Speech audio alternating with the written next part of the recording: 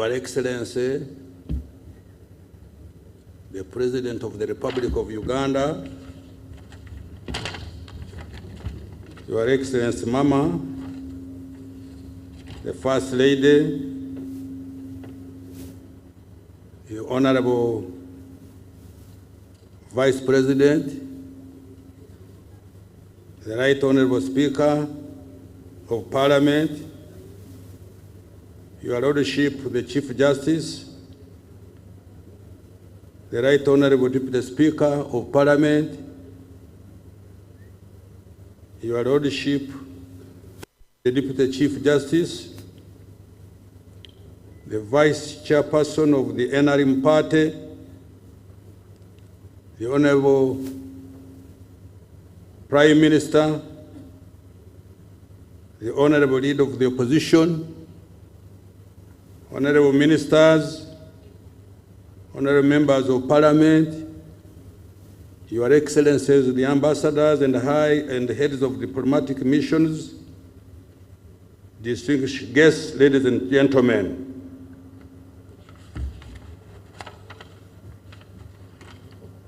All protocol observed. Madam Speaker,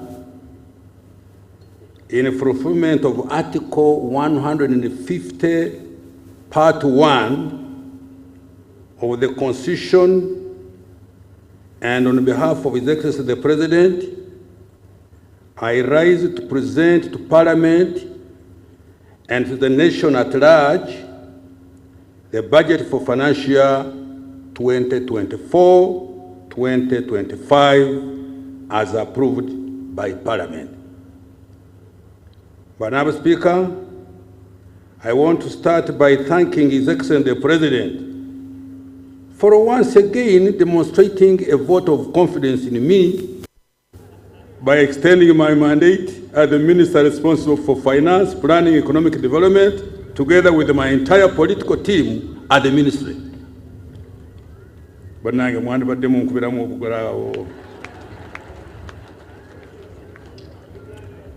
Madam Speaker, I congratulate HE the President for successfully hosting the 19th Summit of the Non-Aligned Movement and the 3rd South Summit of the G7 plus China, and assuming the chairmanship of both in January 2024.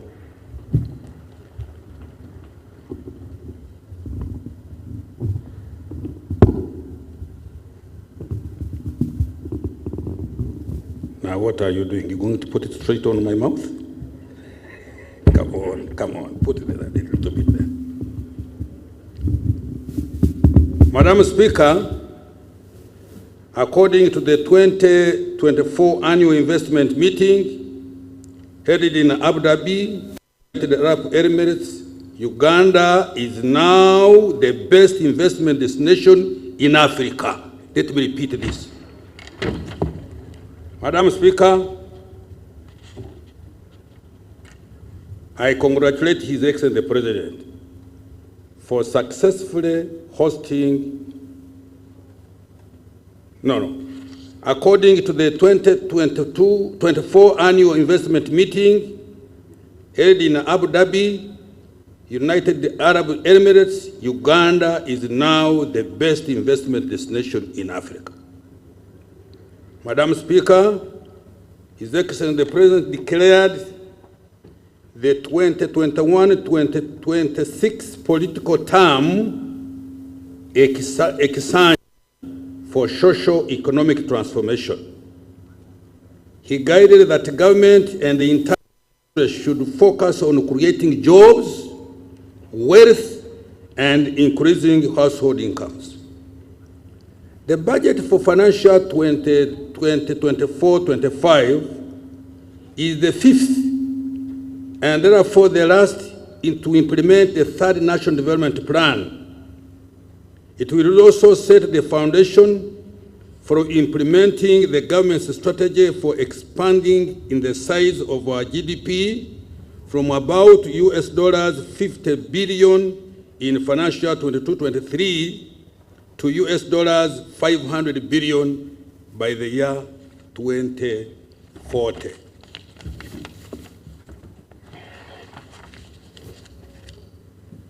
In order to consolidate the gains so far achieved, the theme for the coming financial year has been maintained as full monetization of the Uganda's economy through commercial agriculture, industrialization, expanding and broadening services, digital transformation, and market access. Madam Speaker, in this speech, I will, 1, account to Parliament and the people of Uganda for the commitments that the government made for the financial year 2023-2024 that is coming to an end in a few days. 2, provide an outlook for the medium-term economic performance. 3, the medium-term priorities and strategies for growing the economy tenfold, starting with financial year 24-25, and 4, present the financing strategy for the financial year 2024-25 budget. Recent economic performance. Madam Speaker, I'm pleased to report that Uganda's economy has fully recovered from various internal and external shocks that impacted performance in the past 4 years. GDP is projected to grow by 6% this financial year 23-24, compared to 5.3% in financial year 22-23.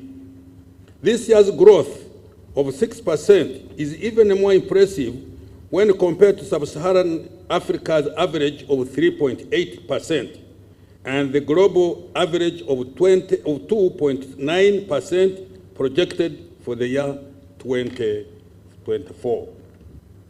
As a result of this robust growth, the size of the economy is now estimated at shillings 202 trillion, equivalent to $53.3 billion, up from shillings 184.3 trillion or $48.28 billion in nominal terms.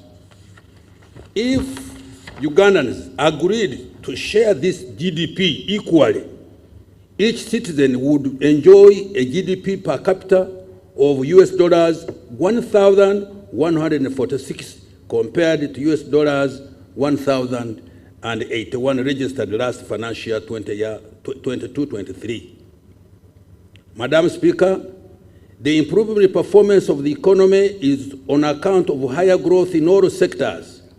Services, agriculture, industry are estimated to grow at 6.6%, 5.1%, and 5.8% respectively in financial year 23-24. In particular, growth in the services sector has been impressive, mainly driven by strong recovery in retail and wholesale trade, tourism, as well as communication and real estate activities. Growth in the industry was mainly driven by manufacturing, construction, and mining, while increased production of food and cash crops, as well as livestock, supported growth in the agricultural sector. Agriculture's performance estimated to have expanded at 5.1% this year compared to 4.5% registered in financial 22-23 is attributed to the streamlined implementation of the parish development model and fairly good weather conditions. Other factors which supported strong economic growth include: 1, low inflation and relatively stable exchange rate, which have allowed good investment planning and supported export competitiveness. 2, increased investments in the oil and the gas sector related projects supported by the foreign direct investment. 3, higher external demand for Uganda's products, including agricultural and industrial products. 4, recovery of tourism supported by increased investment in tourism infrastructure and marketing. And 5, peace and security for persons and their property. I repeat, peace and security for persons and their property. Madam Speaker, in March 2024, Uganda met the requirements to graduate from the category of least developed countries. Sorry, let me repeat. Madam Speaker, in March 2024, Uganda met the requirements to graduate from the category of least developed countries. Uganda also moved from the category of low human development to medium human development. This is the result of a consistent improvement in health, education, economy, and a decent standard of living.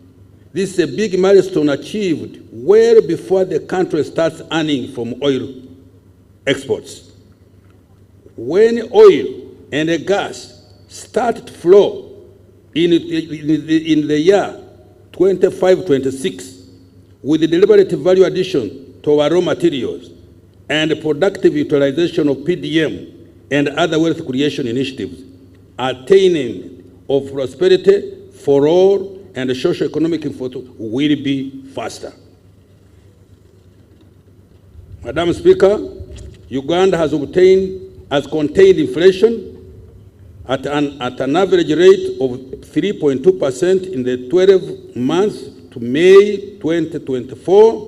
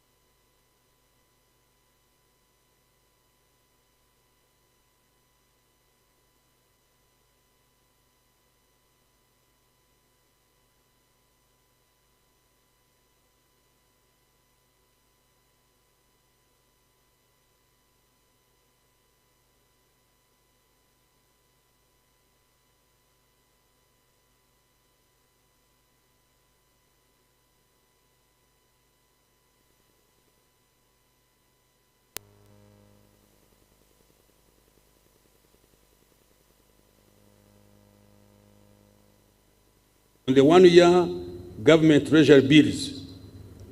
To further reduce lending rates, government will continue to provide long-term affordable capital through various interventions.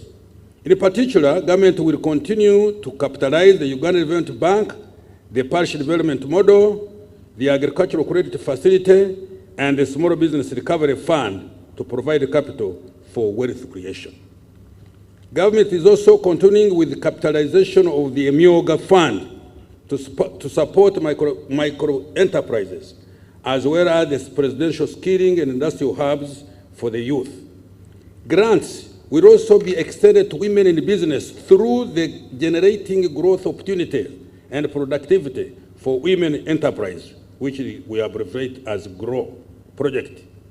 For exporters of manufactured products who face working capital challenges, the investment for industrial transformation and employment, which we call Invite, that fund, worth of US dollars 210 million, which is shillings 800 billion, is going to kick off next financial year.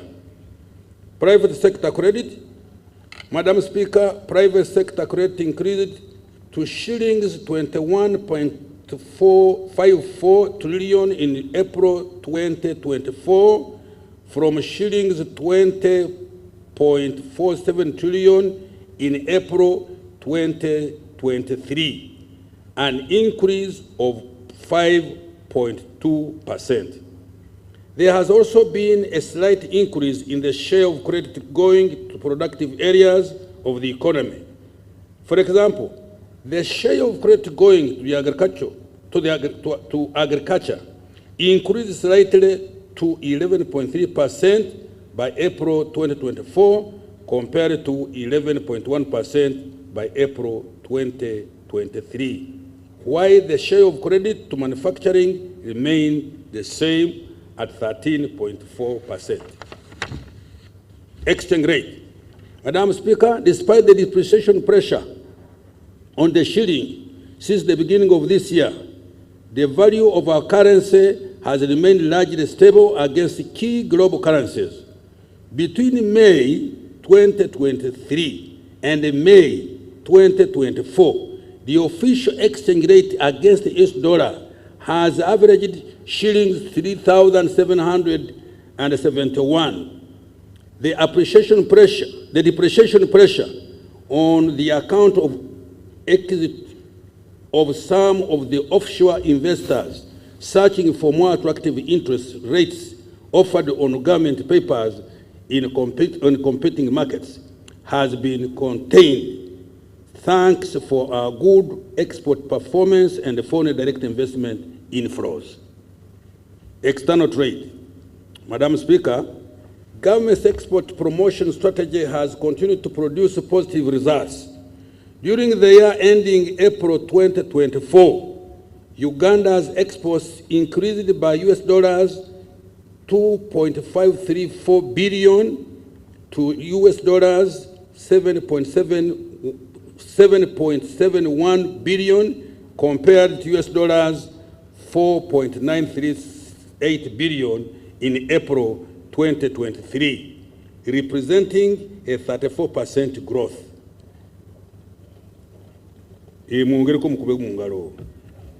This increase was largely driven by increased exports of gold, 75.7%, coffee, 21.9%, oil re-exports, 21.8%, simsim, 20.2%, tobacco, 110.3%, cotton, 6.9%, and light manufactured products, 4.9%.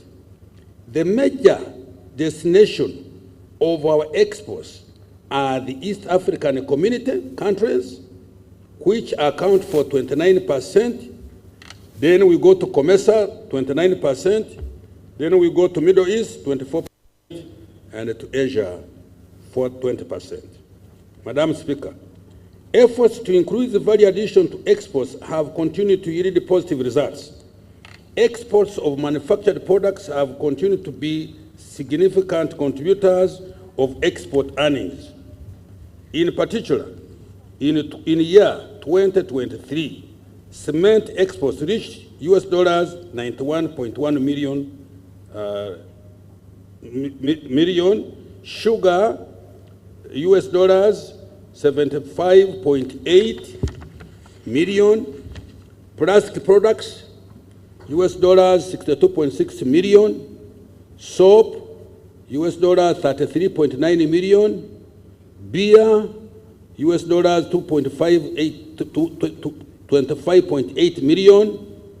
This financial year 23-24, efforts to increase export performance have been strengthened through investing in targeted value addition initiatives and implementing several enabling trade policies. Madam Speaker, in the financial year ending, Uganda imported goods worth 12.9 US dollars billion compared to US dollars 10.3 billion in the year ending April 2023. This increase in imports was largely driven by an increase in private sector imports of 20%, mainly to develop our nascent oil and the gas sector, foreign direct investment, remittances, and tourism. Madam Speaker, the inflow of foreign direct investment to Uganda amounted to US dollars 2.46 billion in financial year 22-23, and by December 23-24, additional FDI amounting to US dollars 1.27 billion had been attracted. Remittances by Ugandans living and working abroad increased to $1.43 billion in the calendar year 2023 from $1.3 billion in year 2022. Tourism revenues increased to $1.28 billion in calendar year 2023 from $1.0 billion in calendar year 2022. Employment. Madam Speaker, job creation ranks top on the government's socio-economic agenda. The number of workers subscribing to the various pension schemes in the country increased more than 3.4 million members in the financial year 23-24, an increase of 4.2% compared to 3.0%, sorry, 0.3 compared to 0.301 million members in financial year 22-23. Madam Speaker, the latest reports indicate that the direct beneficiaries of the Presidential Initiative on Jobs and Wealth Creation, ey'omwaka, has reached 2,237,402 in December 2023. In the past 1 year alone, ey'omwaka funds have created 378,640 new direct jobs. This was about 40,000 additional new jobs created compared to the new jobs created in the previous year. On the other front, so far, 1.165 million households have received PDM funds worth $1.126 trillion as of May 2024, and estimated to create about 2.5 million jobs. A total of 23,083 youth projects have benefited 263,897 youth under the Youth Livelihood Program in areas of agriculture, trade, services, and industry. This has created over 1,250,000 indirect jobs.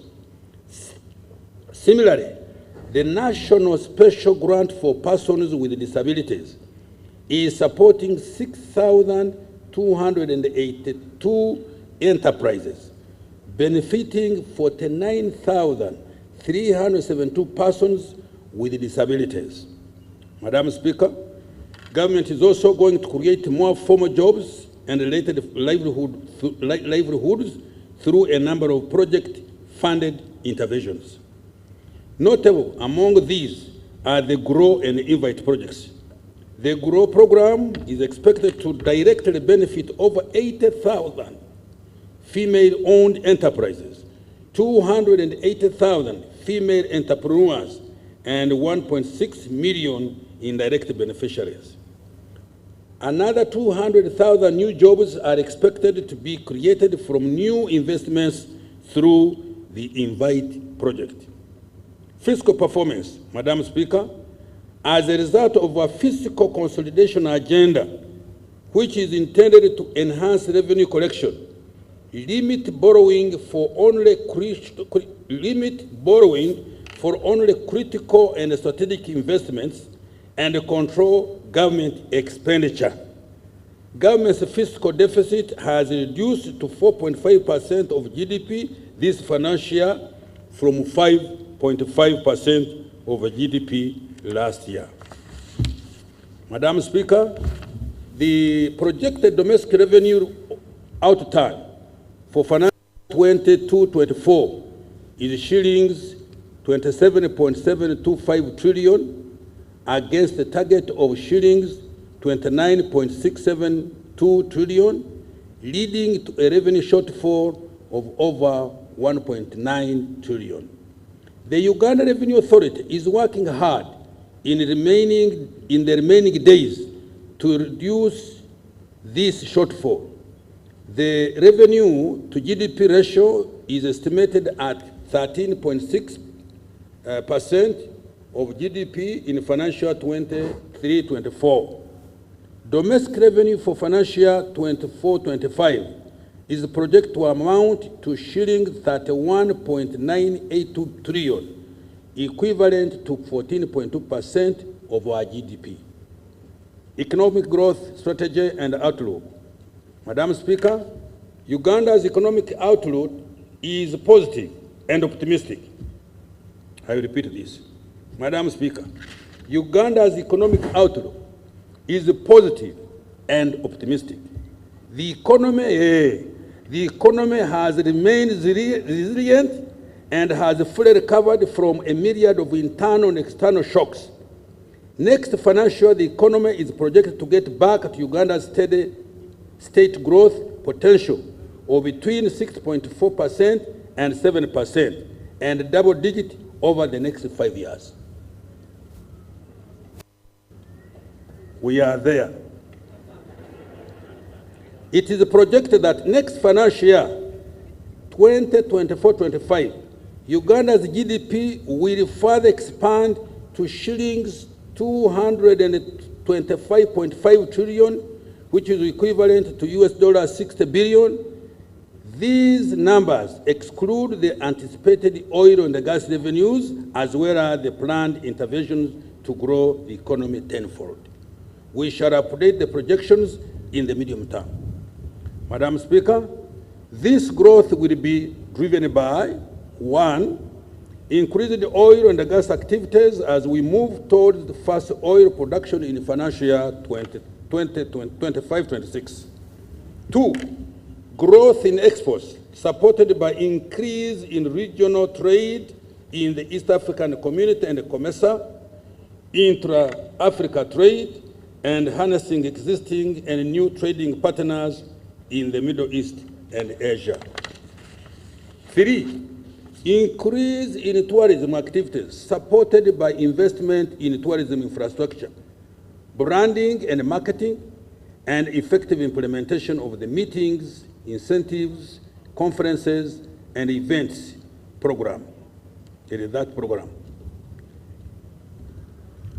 Agro-industrialization and light manufacturing supported by access to affordable credit through Uganda Development Bank, investments supported through Uganda Development Corporation, UDC, the Parish Development Model, Small Business Recovery Fund, Emyoga, the Presidential Industrial Hubs for Youth Entrepreneurs, and programs to support exporters, as well as growth and productivity of women enterprises.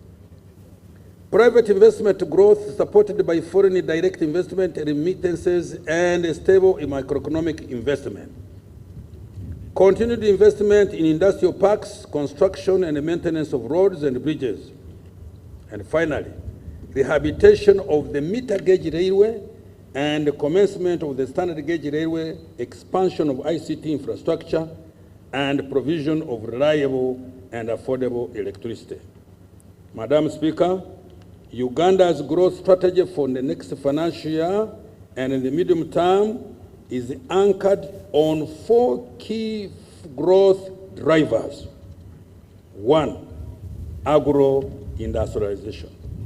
2, tourism development. 3, mineral development including oil and gas. 4, science, technology, and innovation.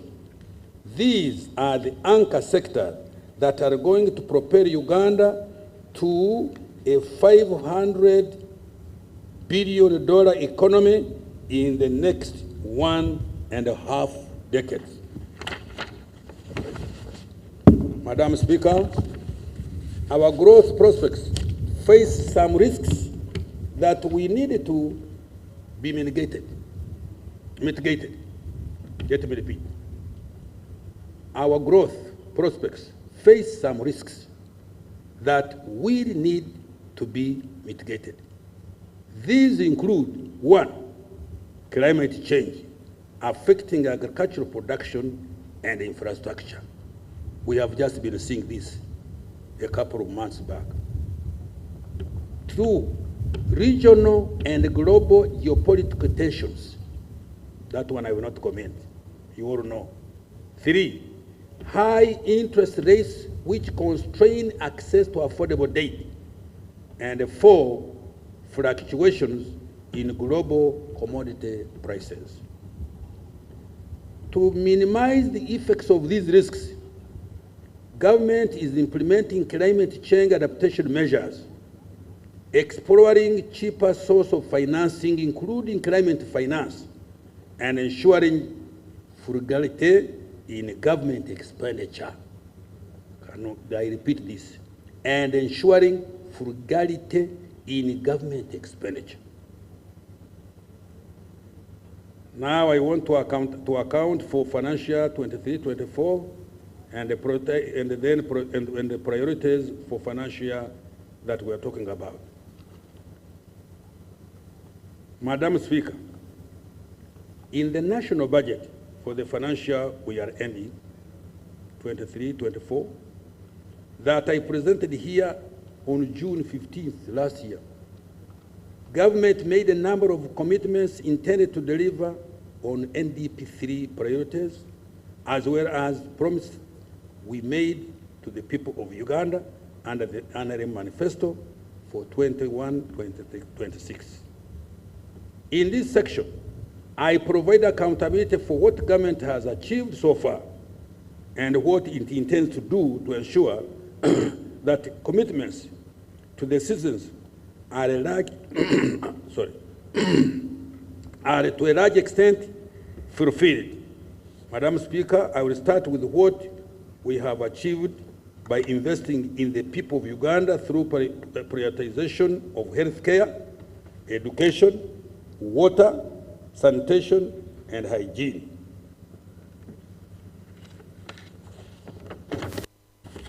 Madam Speaker, during financial 23-24, the following milestones have been achieved in the health sector. 1, government commenced the construction of the East African Center of Excellence for cardiovascular care. Thank you. At the Uganda Heart Institute, located in Naguru, and fast-tracking the completion of the East African Center of Excellence for Oncology in Kampala and associated regional centers in Gulu, Mbarara, Arua, and Mbale.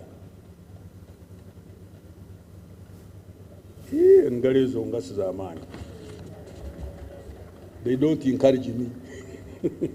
Under the Uganda Intergovernmental Fiscal Transfer Program, 371 health center tools were planned for construction and upgrade to Health Center 3 status. So far, 261 Health Center 2s have been upgraded to Health Center 3s and are fully operational. I hope the Minister of Health can certify on this. An additional 110 are ongoing at different stages. Meanwhile, 10 hospitals were rehabilitated in Usolwe, Kapchorwa, Kambuga, Enge, Koboko, Amuria, Kotido, Kaberamaido, Kawolo, and Kitgum districts. 3 regional blood banks in Arua, Soroti, and Hoima have been completed. 4, government distributed a total of 25 million long-lasting insecticide-treated mosquito-based nets countrywide for the prevention of malaria. 5, government also provided 116 new ambulances to 100 constituencies, another 10 ambulances for the regional referral hospitals, and 6 command center at Naguru, among others. Madam Speaker, to further enhance the health of Ugandans, a total of shillings 2.95 1.46 trillion has been provided next financial year, 24-25. The following interventions will be prioritized: promotion and implementation of interventions for the disease prevention and health education initiative against communicable and non-communicable and neglected tropical diseases and injuries. 2, provision of essential medicines, where an additional shillings 100 billion has been provided. 3, improvement of the welfare of the health workers, including medical interns and doctors designated as senior health officers. I have provided more wage allocations to facilitate the recruitment of staff for the upgraded health center 3s. 4, construction and rehabilitation of more health infrastructure and provision of medical equipment to improve quality of care and provision of specialized health care. These include, among others, the Uganda Cancer Institute and Regional Cancer Centers, the Uganda Health Institute, intensive care units, and an imaging center for referral hospitals. Designation of the national health system to facilitate service delivery and tracking of medical supplies and health workers' performance. 6, construction, rehabilitation, and equipping of dilapidated hospitals across the country, including the Kampala metropolitan area. 7, strengthening of the network of medical reference laboratories, including the establishment of the East African Community Regional Center of Excellence for Virology at Uganda Virus Research Institute and the National Public Health Institute in Uganda. 8, establishment of a pharmaceutical industrial park and strengthening the National Drug Authority regulatory framework. Now I turn to education. Madam Speaker, government considers education as a key opportunity equalizer for all Ugandans, equipping them with knowledge and skills required for productive employment, as well as enabling them to live longer, happier, affluent lives. For this reason, the following commitments were prioritized and delivered in financial year 23-24. 1, skilling in science, technology, engineering, and mathematics. 2, construction and equipping of 21 laboratories across the country in selected secondary schools using UPDF engineering brigade. 3, upgrading learning facilities in 12 technical institutes and 4 vocational education centers of excellence at Uganda Technical College in Bushenyi, Bukalasa, and Ergon. 4, out of 259 seed secondary schools planned under UGFID, 105 have been completed and 144 are ongoing. Madam Speaker, I have provided 2.497 trillion to further improve the quality of education, and the following are among the priorities. 1, supporting the new curriculum for S1 to 4 students. 2, operationalization of all the 110 seed secondary schools and completing the 27 seed secondary schools under the UGIFT program. 3, commencing the construction of 60 secondary schools and expansion of 61 existing secondary schools under the Uganda Secondary Education Expansion Project. 4, providing loans to 5,192 degree and 1,125 diploma students who are on the government-funded loan scheme, both continuing students and new beneficiaries. 5, government takeover of the proposed Bunyoro and Busoga universities for inclusive and equitable access to university education. Ebanyoro, you can talk. You can clap. God, it has been a thorn in my flesh. Social protection. Madam Speaker, in the year we are concluding, government has provided social protection as follows. 1. Continued with the provision of the senior citizen grant to 439,069 older persons across the country, amounting to a cumulative total of money, shillings 565.7 billion. 2. Under the Special Enterprise Grant for Older Persons Program, SEGOP, the government supported 590 group enterprises benefiting 3,636 older persons. 3. Under the Youth Livelihood Program, a total of 23,083 youth projects have benefited 263,897 youths in areas of agriculture, trade, services, and industry. This has created over 1,250,000 direct jobs.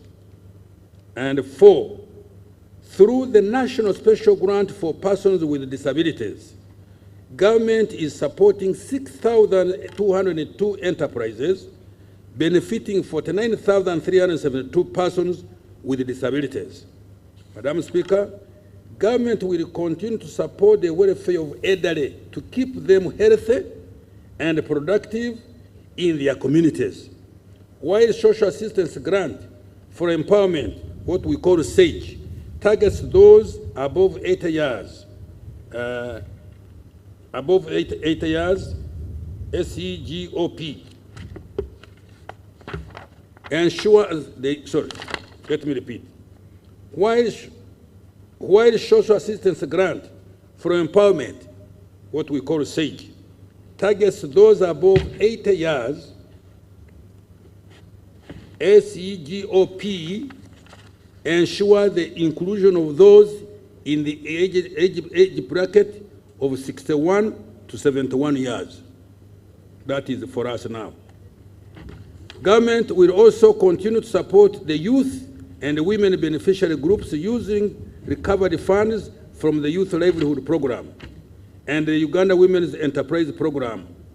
For greater efficiency, management of the two programs has been unified.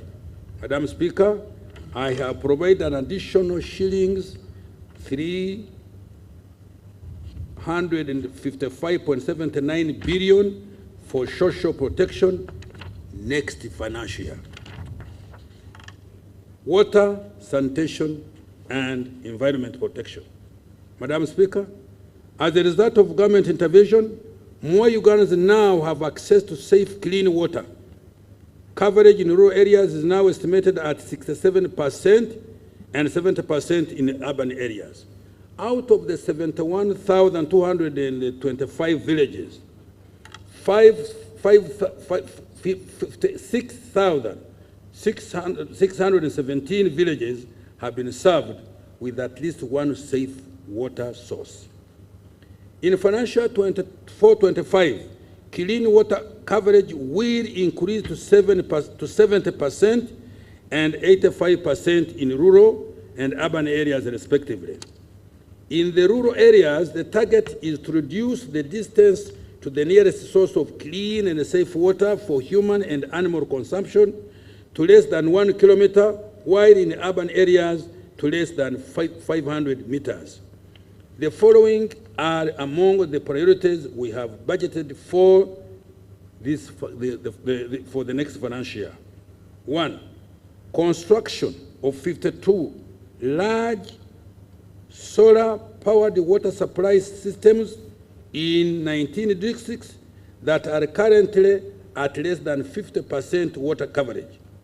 These are, let me mention them: Agago, Yumbe, Amudat, Kabong, Bulambuli, Buvuma, Buyende, Namuyingo, Rakai, Nakaseke, Sembabuli, Kibale, Kasese, Kiegegwa, Mubende, Yantonde, Kakumiro, Kasanda, and Kisoro.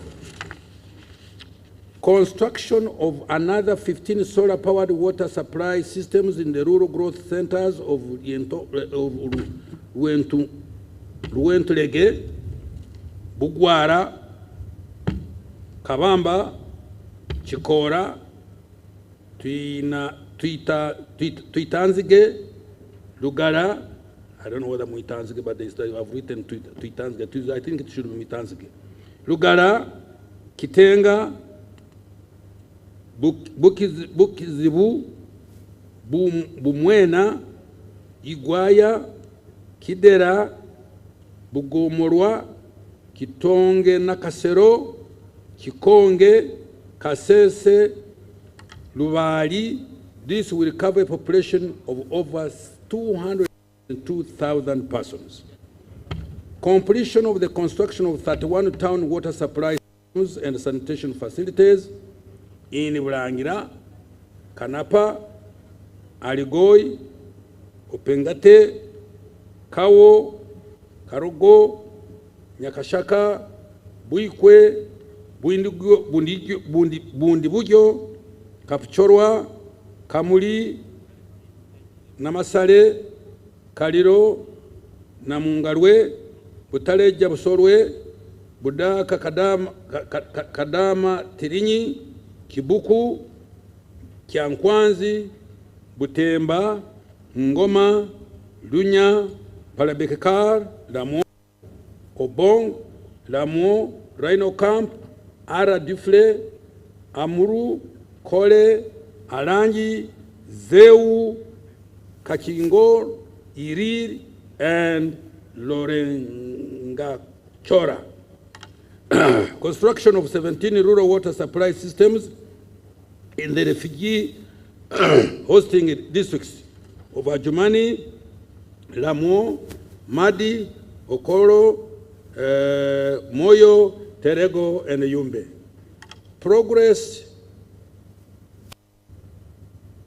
The construction of 26 water supply systems at various stages in Manafa, now 80%, Mukura 40%, Kidera 40%, Atuturu 40%, Kadunguru 10%, Kaproron 10%, Oyorwa 20%, Bukumi 5%, Rubaya 50%, Bethlehem, Nabigasa, phase 1, 50%, Kabura, Mwizi, phase 1, 50%, Mabira, 5%, Bukiro, 50%, Nyakirira, also 50%, Bugarama, Karweru, 50%, Were, Katere Tere, 50%, Kagarama, Bushura, Kibuzije, also 50%. Nyanseke, 80%.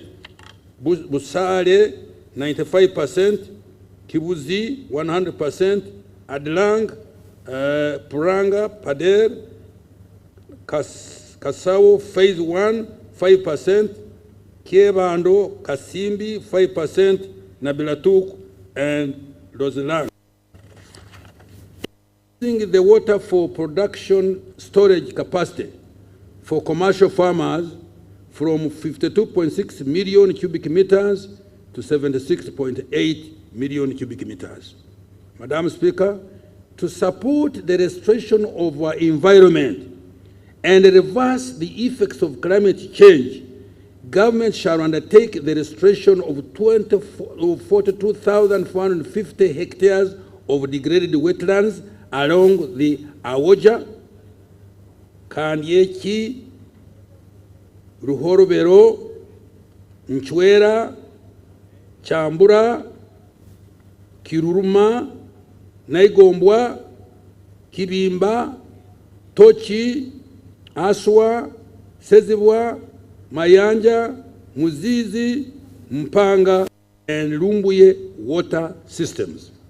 In addition, government shall demarcate a 720 kilometer boundary with the concrete pillars along the following wetlands: Kibimba, Tochi, Sezibwa, Mayanja, Muzizi, Awoja, Mpologoma, Ishasha, Kandeke, Ruhorobero, Nchwera, Chambura, Kiruruma, and Naigombwa. A total of 15 million seedlings of assorted tree species shall be procured and distributed to individual farmers in several districts, as well as to refugee hosting communities in the Albertine region and in Western Nile, as well as individual farmers. Madam Speaker, I have provided shillings 516.78 billion next financial year for climate change mitigation, natural resources, environment, and water resource management. Increasing effectiveness of wealth creation initiative, the parish development model. Madam Speaker, the PDM has now been fully rolled out. A total of shillings 2.4 trillion has so far been provided. The money is being transferred directly to beneficiaries in 10,585 parishes across the country. The introduction of the Wendy application by the government-owned Post Bank and its partners has saved beneficiaries the inconvenience of traveling long distances to open up bank accounts or withdraw their money. It has also enhanced transparency by providing full visibility and traceability for all funds up to the last mile beneficiary. The extensive mobile telephone coverage, both smartphone and KBDT, has helped to lower transaction costs for the PDM beneficiaries. Going forward, government will deepen the use of Wendy and other digital technologies and innovations to enhance financial inclusion and drive efficiency, accessibility, and effectiveness of the program. These technologies will gradually be extended to other wealth creation initiatives. The total of 1.165 million households that have so far received PDM funds have invested in intensive agriculture projects that include poultry, dairy, coffee, piggery, fish, fruits, and food crops. In the next few days, I will release the remaining 529 billion for this financial year directly into the accounts of PDM circles, Each PDM circle will continue to receive 100 million shillings. Madam Speaker, 1.599 trillion has been provided next financial year for the additional 100 million per parish to benefit more households. Government will also ensure effective implementation of Pillar 1, which includes input certification, provision of extension services, storage, value addition, and market linkages. Now, Emyoga. Madam Speaker, to date, government has provided a total of 480 billion through Emyoga. Out of this, a total of shillings 268 billion has been disbursed to 6,810 Emyoga circles. The beneficiaries have been able to save 85 billion to further grow their circle funds. As a result, 607,636 individuals across the country have benefited from Emyoga funds, and shillings 80.28 billion has been recovered from the first round beneficiaries and is being advanced to others. We should clap for my colleague Kasoro. May I repeat this? Let me repeat it. I can see you didn't get it well. Emyoga. Madam Speaker, to date, government has provided a total of shillings 480 billion through Emyoga. Out of this, a total of shillings 268 billion has been disbursed to 6,810 1,810 Emyoga circles. The beneficiaries have been able to save 85 billion to further grow their circle funds. As a result, 636 individuals across the country have benefited from the Emyoga funds, and shillings 80.28 billion has been recovered from the first round beneficiaries and is being advanced to others. Madam Speaker, in the next financial year 24-25, I have provided an additional 100 billion under Emyoga to support more Ugandans to create wealth and boost their incomes. Agricultural Credit Facility. Madam Speaker, since 2009, government has partnered with banks to support commercialization of agriculture through a credit guarantee scheme that provides up to 50% of the money loaned to a farmer. Cumulatively, government has invested 303 billion Uganda shillings, causing a cumulative loan disbursement of 860 billion. This money has enabled a total of 3,868 agricultural projects to access patient capital for commercial on-farm investment, post-harvest management, agro-processing, and trade in agricultural produce. Next financial year, government will continue to capitalize the SF with an additional of 30 billion Uganda shillings. Capitalization of UDB. Madam Speaker, Uganda Development Bank has grown into a formidable shillings 1.3 trillion bank in assets, providing patient and relatively affordable capital to those adding value to agricultural materials, manufacturers, as well as investors in tourism and hospitality, infrastructure, and education. It has created a total of 51,841 jobs. During financial 24-25, the bank will continue to provide capital to businesses involved in value addition, including promotion of innovation in the areas of science and technology. It will also support youth-led enterprises, manufacturers, and also provide working capital to exporters and those involved in import substitution. Green financing is also going to be enhanced to ensure climate adaptation and mitigation. To achieve this, government is going to further capitalize UDB with another 55 billion Uganda shillings.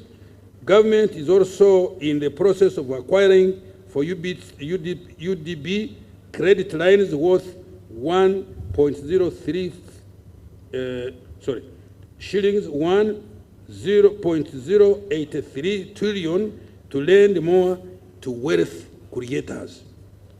Support to SMEs. Madam Speaker, years ago, government set up Small Business Recovery Fund to provide soft loans to SMEs that had suffered financial distress during COVID-19. Government provided 100 billion shillings to be equally matched by banks to extend credit to the target beneficiaries at 10% interest rate.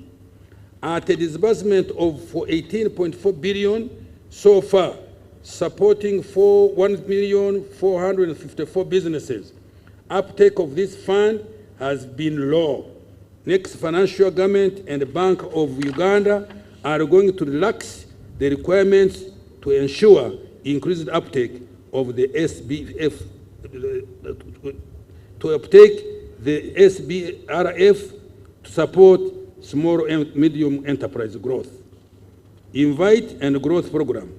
Madam Speaker, government is also implementing two programs, namely the Generating Growth Opportunity and Productivity for Women Enterprise, GROW, worth US dollars 217 million or shillings 824 billion. And the Investment for Industrial Transformation and Employment Invite, worth US dollars 210 million, which is equivalent to 800 shillings billion. These funds are intended to support women-owned enterprises and value addition for export. Madam Speaker, government is also working hard to reduce the time, cost, complexity of business registration and licensing. A business facilitation center has been set up to centralize all business investor-related services to speed up registration and operationalization of businesses. Services that used to require weeks or months are now accomplished in just a couple of hours. This is going to enhance Uganda's competitiveness even further. Agro-industrialization. Madam Speaker, government is committed to commercializing agriculture to enhance production and productivity and improve competitiveness of agricultural products in both regional and international markets. The following are some of the key milestones achieved during this financial year in the area of agro-industrialization. 1, establishment of an infra-safe facility at Namulongo to help in the management of aflatoxins in cereals and nuts. 2, construction of a local anti-tick vaccine manufacturing facility also at Namulonge to produce vaccines against tick-borne diseases. This will save the country US dollars 1.1 billion, which is lost annually due to tick-borne diseases, and tap into the shillings 3 trillion regional market for meat and milk. Increase the coverage of large-scale farmer mechanization to 40% from 32% in financial 22-23. A total of 1,240 tractors with all their accessories and additional 750 units of single-axle trucks were procured and distributed countrywide. Government also provided a number of policy tax-related support to private sectors so that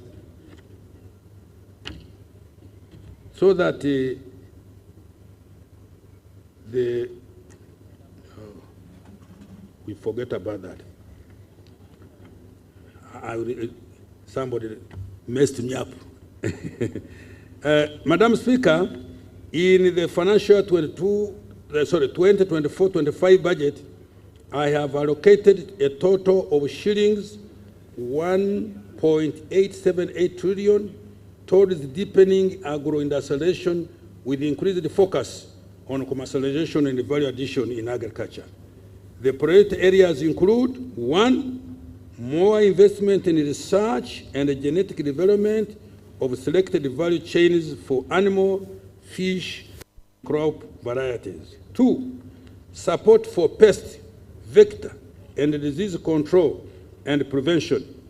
In particular, I have provided an additional 427.21 billion to procure and distribute 44 million doses of vaccines against foot and mouth disease. After the current vaccination exercise, farmers will access the vaccines through government stores by meeting 100% cost of the vaccine, while the government will cover the cost of vaccine administration. Support to narrow to roll out the anti-tick vaccine, starting with 20 million doses. 4, de-risking agriculture through supporting increased production and productivity, as well as value addition for all priority value chains. 5, more support for agricultural mechanization. 6, increased investment in small and large irrigation systems, particularly solar-powered irrigation. 7, support for seed multiplication through the Uganda prisons to increase seed availability for PDM beneficiaries. And 8, additional credit support to large-scale commercial farmers to ensure food security and increased exports. Now we turn to tourism development. Madam Speaker, Uganda has increasingly regained her global position among the top 10 best tourism destinations in the global tourism ranking. In the year 2023, international tourist arrivals increased by 56% to 1.2274 million tourists, compared to 814 85 arrivals in the year 2022, and the peak of 1.52 million in year 2019. The international tourism receipt reached US dollars 1.03 billion in calendar year 2023. Madam Speaker, tourism has a high return on investment. Madam Speaker, tourism has a high return on investment. In financial year 24-25, I have provided shillings 289.6 billion to the Tourism Development Program to undertake the following. 1, support international and domestic tourism marketing and promotion activities. 2, modernize our tourism products to make them more competitive. These include completion of the pier and related infrastructure at the source of the Nile, upgrading the Uganda Museum, construction of 800 to 8,000 meters of climbing ladders and boardwalks on the Rwenzori Mountains to make hiking safer.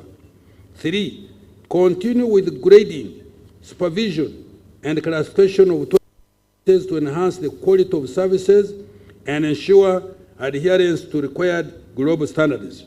4, complete the upgrade of Uganda Hotel and Tourism Training Institute infrastructure in an effort to make it an international center of excellence for training and skills development in tourism and hospitality. And 5, enhance the conservation of Uganda's 22 wildlife protected areas with a focus on mitigation of human-wildlife conflicts. Government is going to construct an additional 150 kilometers of electric fence and maintain the existing 106-kilometer fence, carry out surveillance through more than 13,904 patrols, uproot invasive species, and construct 4 water dams in the protected areas.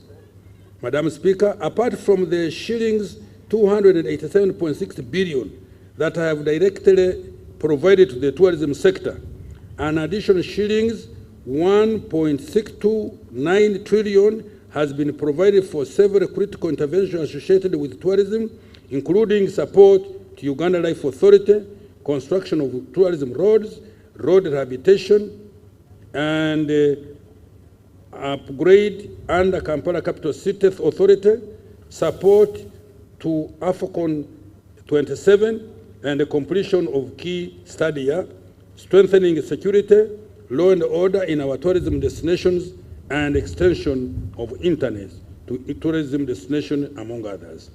In particular, I have provided an additional 55 billion Uganda shillings to Uganda's mission abroad to support Uganda Tourism Board to market Uganda to potential tourists, market our exports, and attract more investors. Science, technology, and innovation. Madam Speaker, government has earmarked science, technology, and innovation as a key catalyst for the qualitative leap to achieve tenfold growth of our economy. This financial year, building on investments made in recent years, the following are the key achievements contained. Kira Motors Corporation.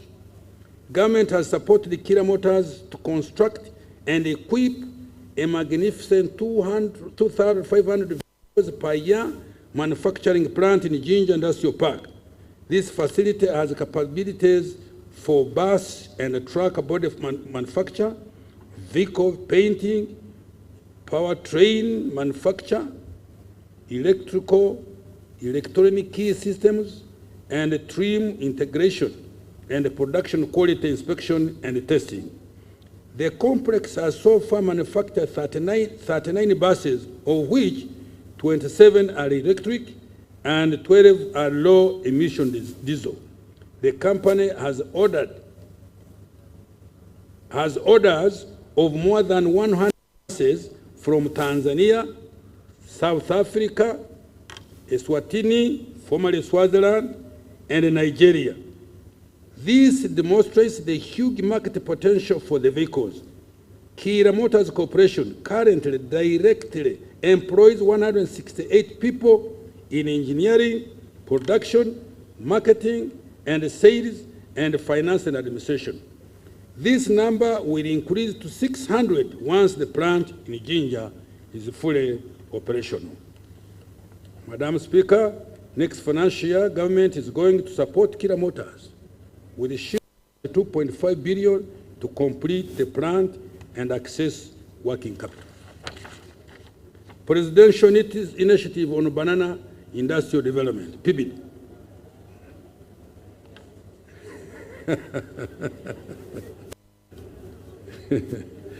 Madam Speaker, government has supported PIBID to establish a semi-automated plant in Bushenyi with the daily processing capacity of 14 metric tons of fresh matoke. This project has shown potential for import substitution by replacing wheat and also by providing gluten-free starch products. These have high global demand. The company has started fulfilling international orders, including South Korea, the Royal Kingdom of Saudi Arabia, Qatar, and Italy. PIBID currently employs 150 staff and collaborating with 6,543 farmers. Next financial year, government has additional 50 billion to complete the capitalization of the company to transition into a self-sustaining business. The pathogen economy.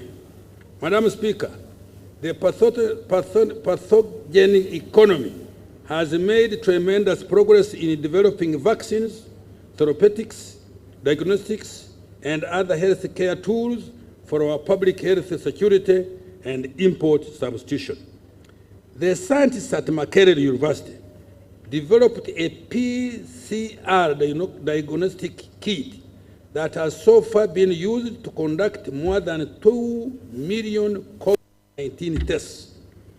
This kit effectively halved the cost of COVID-19 testing and saved Uganda more than $37 billion, that is shillings, 140 billion Uganda shillings. A clinical trials platform for natural therapeutics, the first on the African continent. Let me repeat this. You know, when I hear something so good about Uganda, I want everybody to listen. A clinical trial platform for natural therapeutics, the first on the African continent, has been established. The human vaccines have completed animal studies and are under preparation for clinical trials. Madam Speaker, other government support under the pathogen economy has been directed towards the following special initiatives. 1. Day by Pharma Limited is establishing Africa's largest pharmaceutical and vaccine manufacturing facility here in Uganda. You can take the road to Bombo, you will see. The facility will create job opportunities for more than 10,000 science professionals and 30,000 others in support of the ecosystem. Production of generic drugs, cancer drugs, and human vaccines is scheduled to start by November this year. Government in the process of finalizing equity acquisition in exchange for 723 billion investment. The anti-tick vaccine project at Makerere University, spearheaded by Dr. Margaret Simon Kahua, has undergone clinical trials. I have provided an additional 25 billion to produce and commercialize the anti-tick vaccine.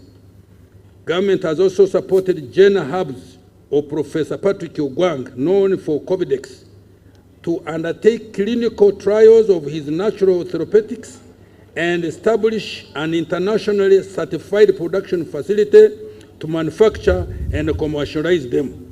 I have provided an additional shillings 2.07 shillings 2.07 billion for this purpose next financial year. We congratulate him. Support Professor Serwanga Sampara to advance research in human vaccines. I have provided an additional shillings 225.4 billion needed to complete the research and start producing the vaccine. Coffee value chain development. Madam Speaker, government has partnered with private sector to fast-track local value addition to coffee. We have started with 3 Apex centers for high-value coffee processing under the Coffee Investment Consortium, Great Lakes Coffee, and Inspire African Coffee. All have acquired modern roastery, freeze-dry and spray-dry technologies to produce instant, roast and ground coffee products, coffee capsules, cold brew, and instant coffee with a total capacity of 585,000 metric tons per year. One of the facilities is complete, while the other is 62% complete. Government will support the completion and expansion of these facilities, the operationalization and market penetration of the products on the local, regional, and international market. The target is to aggregate, add value, and market at least 1 million bags of medium to high quality coffee, green coffee beans by 2025. This would earn Uganda shillings 560 billion, Uganda shilling, no, sorry. This will earn Uganda shillings 560 million US dollars from value-added coffee in the next 5 years, which would catalyze the whole sector to bring in at least US dollars 5 billion in line with our 10-fold growth strategy. Shilling 75 billion has been provided next financial year to improve coffee value chain development. Space program. Madam Speaker, government has supported rapid human capital development of the aerospace program by training our engineers in Japan, China, and Egypt. Government partially furnished the headquarters of the space program, the Impoma Satellite Earth Station, to enhance weather prediction, landslides, and the environment. Government will support completion of these initiatives, including the establishment of a satellite development laboratory and a modern geospatial center to be able to obtain data from a broad spectrum of satellites from partner nations. I have provided 3.3 billion for space program activities next financial year. Madam Speaker, I want to commend His Excellency the President for spearheading the development of the knowledge economy through targeted funding of research and development and scientists in general. You are very mean. The president does do this kind of thing and you don't clap for him.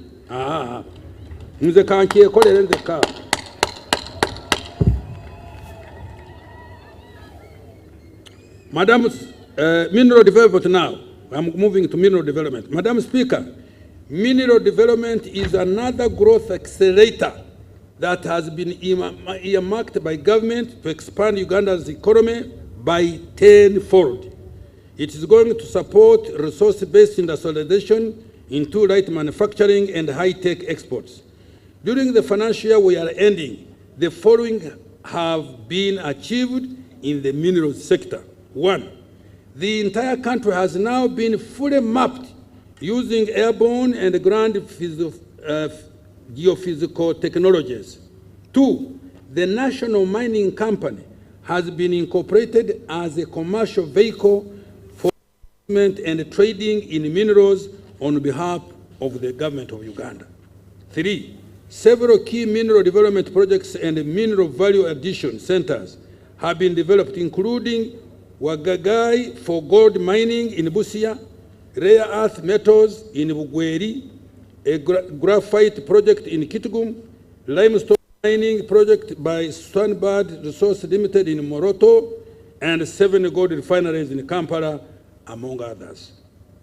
Mrs. Woodcross Tin Smelting Company has established a tin smelter in Western Uganda to produce tin ingots to 99.95% tin grade. Madam Speaker, next financial year, I have allocated 41.55 billion to undertake the following interventions for further mineral developments. Fast-tracking quantification and market studies for all minerals for the purpose of investor promotion. 2, operationalizing the national mining. 3, further reviewing and strengthening the fiscal regime for minerals, including regulations of artisan and small-scale miners. 4, developing the e-government mineral production system and data bank for mineral statistics. 5, commencing construction of Busia and Moroto beneficiation centers and strengthening the Ntungamo and Fort Portal centers. 6, facilitating private sector participation in exploration, mining, value addition to minerals, oil and gas now. Madam Speaker, Uganda is progressing steadily toward the first oil in financial 25-26. During the financial year we are ending, the following have been achieved. 1, the upstream petroleum project has advanced with drilling works in preparation for production. 2, the East African Crude Oil Pipeline, EACOP, project is on track with 500 kilometers of pipeline delivered in Tanzania. The target is to lay 100 kilometers per month. 3, the thermal insulation plant for heating the EACOP in Tabora, Tanzania was commissioned in March this year. 4, the Ministry of Energy and Mineral Development has issued 2 new exploration licenses to Uganda National Oil Company and DGR, an Australian-based company. 5, the planned 60,000 barrels per day refinery in Kabale, Chikube district, is progressing very well. The land for the project sites and associated terminal has already been acquired by government. Technical designs for the project are ready. Government is working with Alpha MBM investments from the United Arab Emirates to build the refinery. 6, government enforcement of the national content policy has ensured that up to 93% jobs in the oil and the gas sector go to Ugandans. A total of 13,670 jobs so far have been given. 7, in addition, the companies investing in the oil and the gas sector are contracting locally. Since 2021, contracts worth US dollars 1.796 billion have been awarded to Ugandan companies out of the total contract investment of US dollars 7.162 billion. Madam Speaker, in a bid to ensure security of supply of petroleum products, UNOC, in partnership with the private sector, will commence the importation of all our petroleum products beginning in the first week of July this year, which is just very near. Madam Speaker, next financial year I have provided shillings 920.68 billion for the oil and the gas sector to prioritize the following. 1, development of the East African Crude Oil Pipeline hub in Tanga.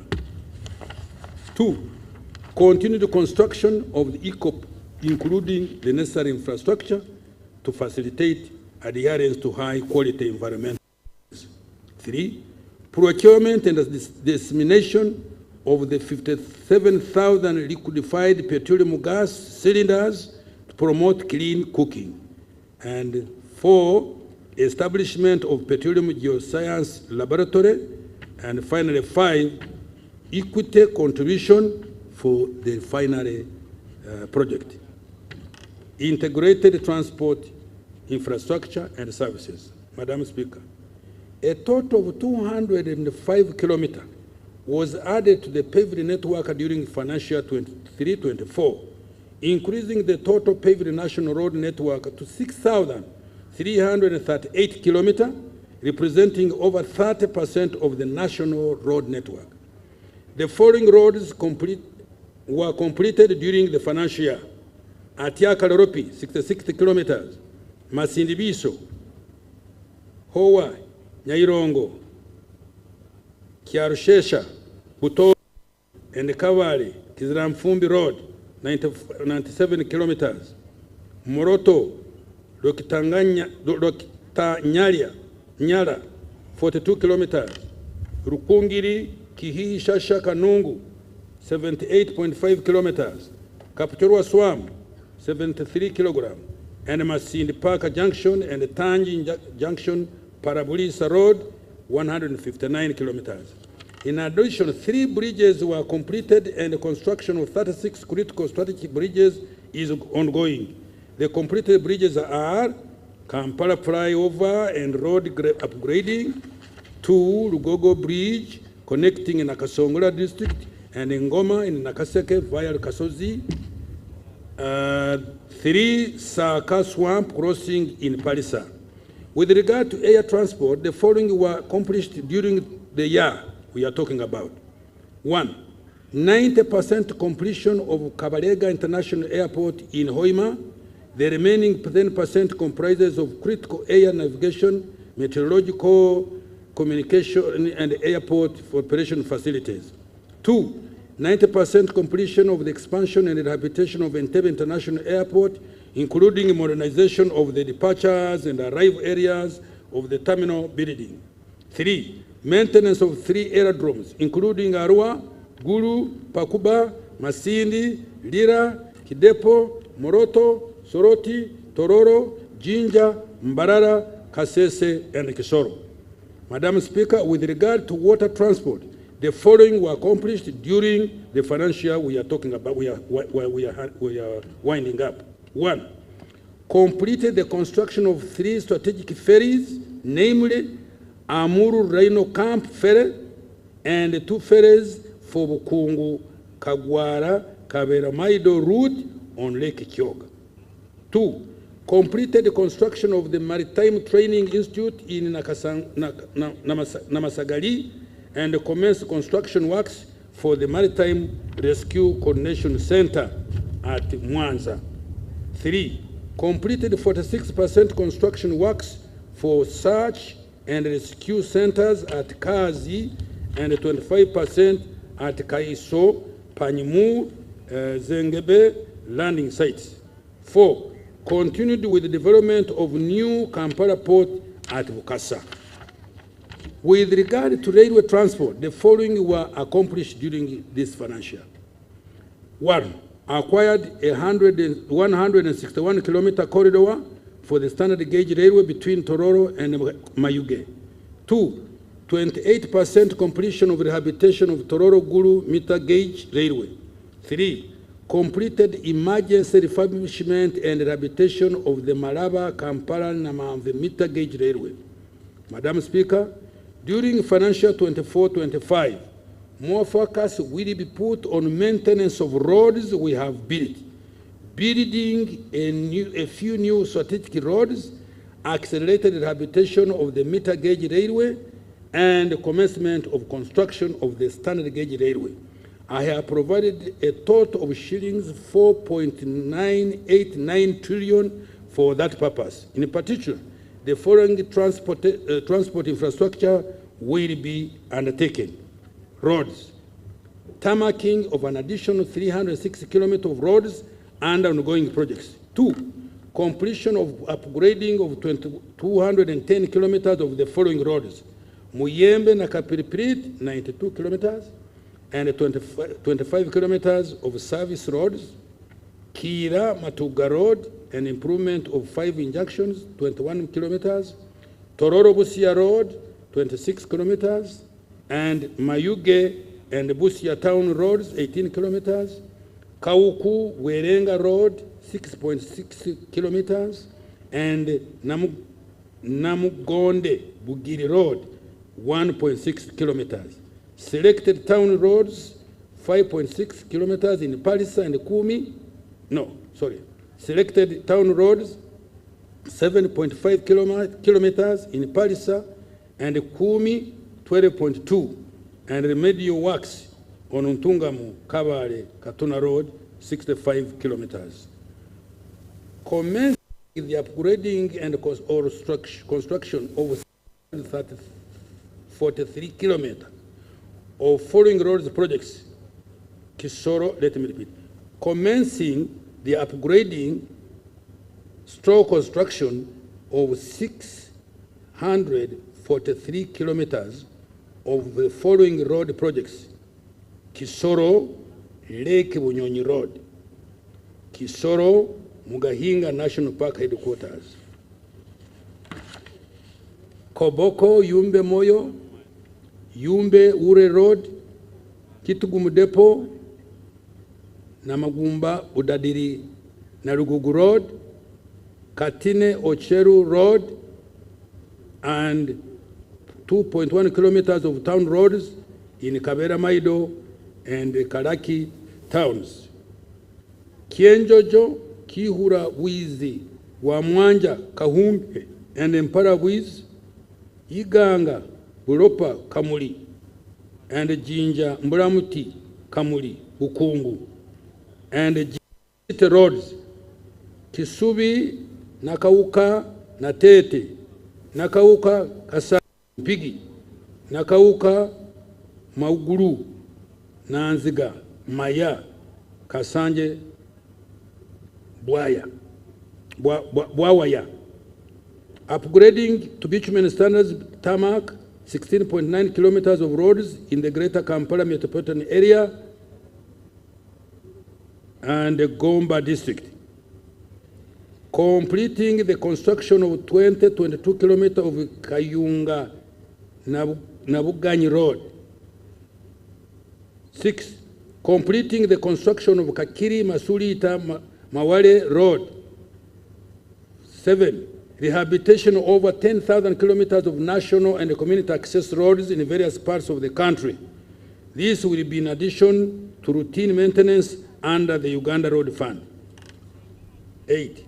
Commencing the construction works for Masaka, Kyotera, Mutukura Road, and rehabilitation of Nyendo, Vira Maria Road, and access roads. 9.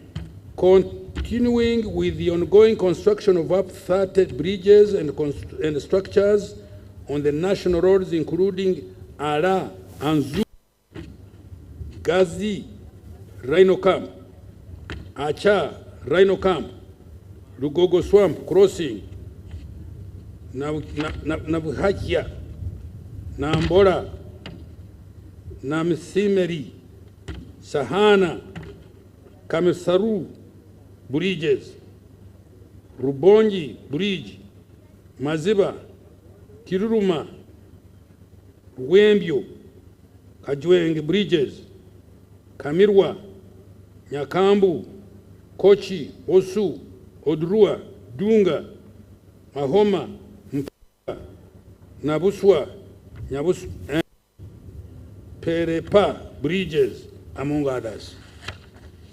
Development of water ferries. Madam Speaker, the construction of 2 Lake Bunyonyi ferries is currently underway and will be completed next financial year. Now, air transport. Madam Speaker, shillings 162 billion has been provided for completion and operationalization of Kabalega International Airport in Hoima, and plans are underway to acquire at least 2 mid-range aircraft and 2 cargo aircraft to facilitate exports in the medium term. Information and Communication Technology, ICT. Madam Speaker, during the financial year we are concluding,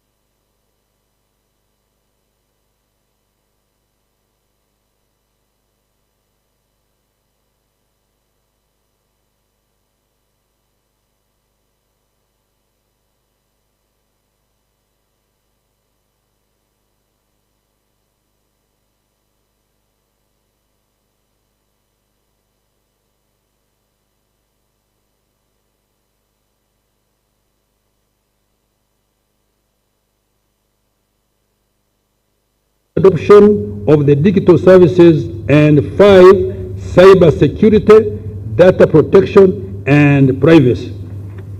Energy development, Madam Speaker, the country's power generation capacity has increased by 600 megawatt from 176 megawatt to now 1,978.1 megawatt, following the connection of Karuma hydropower dam to the national grid.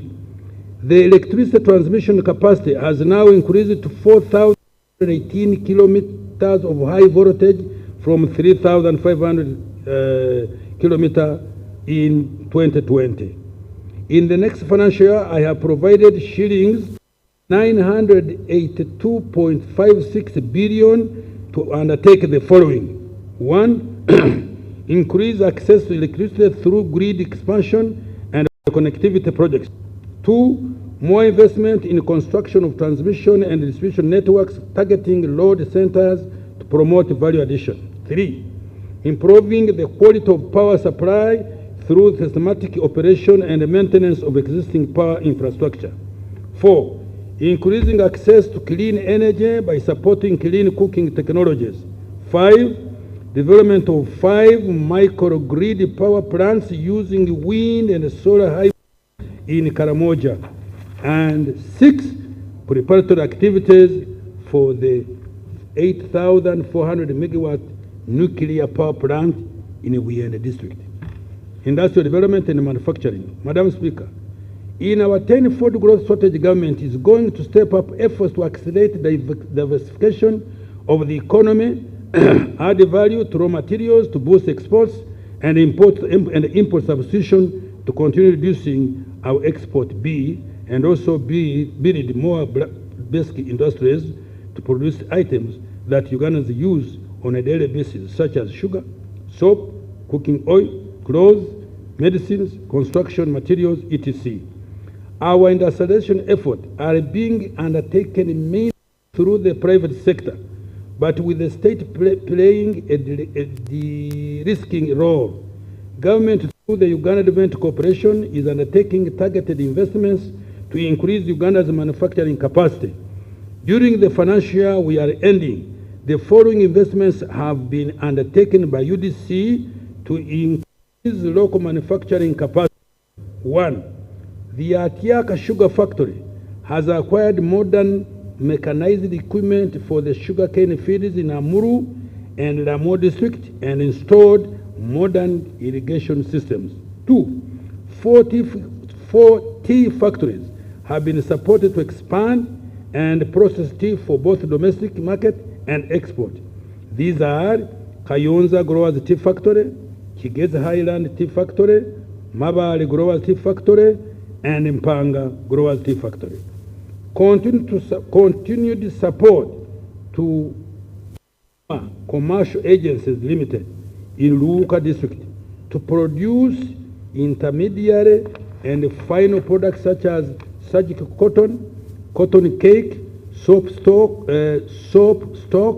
and cotton seed oil. 4. Investment in Bukona Agro Processes Limited in Nyoya District to process cassava and cereals into ethanol for cooking. It produces 40,000 liters of ethanol per day. 5. Investment in Arabic Coffee Mills Limited in Soronko District to process coffee for export. Additional investment in Soroti Fruit Factory Limited that is processing 6 metric tons of fruit, mangoes, and oranges per hour into fruit concentrates and juice. And 7. UDC has also invested in the East African Medical Vitals Limited, manufacturers of examination and surgical gloves, to increase the company's production capacity to create jobs and also save the country foreign exchange through import substitution. Madam Speaker, government is also continuing to develop industrial parks to provide investors with required infrastructure and utilities. Work is in progress in Namamve Park with 190 companies operating, Liyoa Shen Park in Kapeka, 19 companies, Saipan Industrial Park in Imbale, 18 companies, Luzira Park, 11 companies, Weyogere Park, 8 companies, and MMP in Wikwe, 7 companies. Other operational industrial parks include Jinja, Soroti, Kasese, Mbarara, Tiatanga, Mukono Industrial Park. So far, over shillings 3.5 billion have been invested in these parks in the form of over 266,812 direct jobs have so far been created. Security, good governance, and rule of law. Madam Speaker, peace and security, as well as the rule of law, are the foundation for all other things we aspire to achieve. It is the bedrock for socio-economic transformation, democracy, and all the human rights and freedoms we all wish. Accordingly, we have done before, as we have done before, government will continue to prioritize peace, security, and the rule of law. Next financial year, I have provided a total of 9.566 trillion, of which 481.4 billion is for administration of justice to ensure that Uganda remains a peaceful and accountable country with law-abiding citizens. Some of the priorities in these programs include security of person and property. 1. Strengthening the capacity of security agencies to address emerging security threats and ensuring combat readiness of security agencies to protect life and property. 2. Enhancing military capacity through acquisition of various assets and strengthening the surveillance infrastructure. 3. Supporting joint military operations in the region. 4. Building effective crime response system targeting sophisticated crimes such as terrorism, other transnational crimes, arms proliferation, illegal entry into our country, money laundering, cyber crime, espionage, smuggling of contraband, human trafficking, and others. 5. Supporting the civil authorities in combating threats as well as managing the refugees in line with our refugee policy. And 6. Improving the welfare of the military, police, prisons, ISO, and through salary enhancement. Justice, law, and order.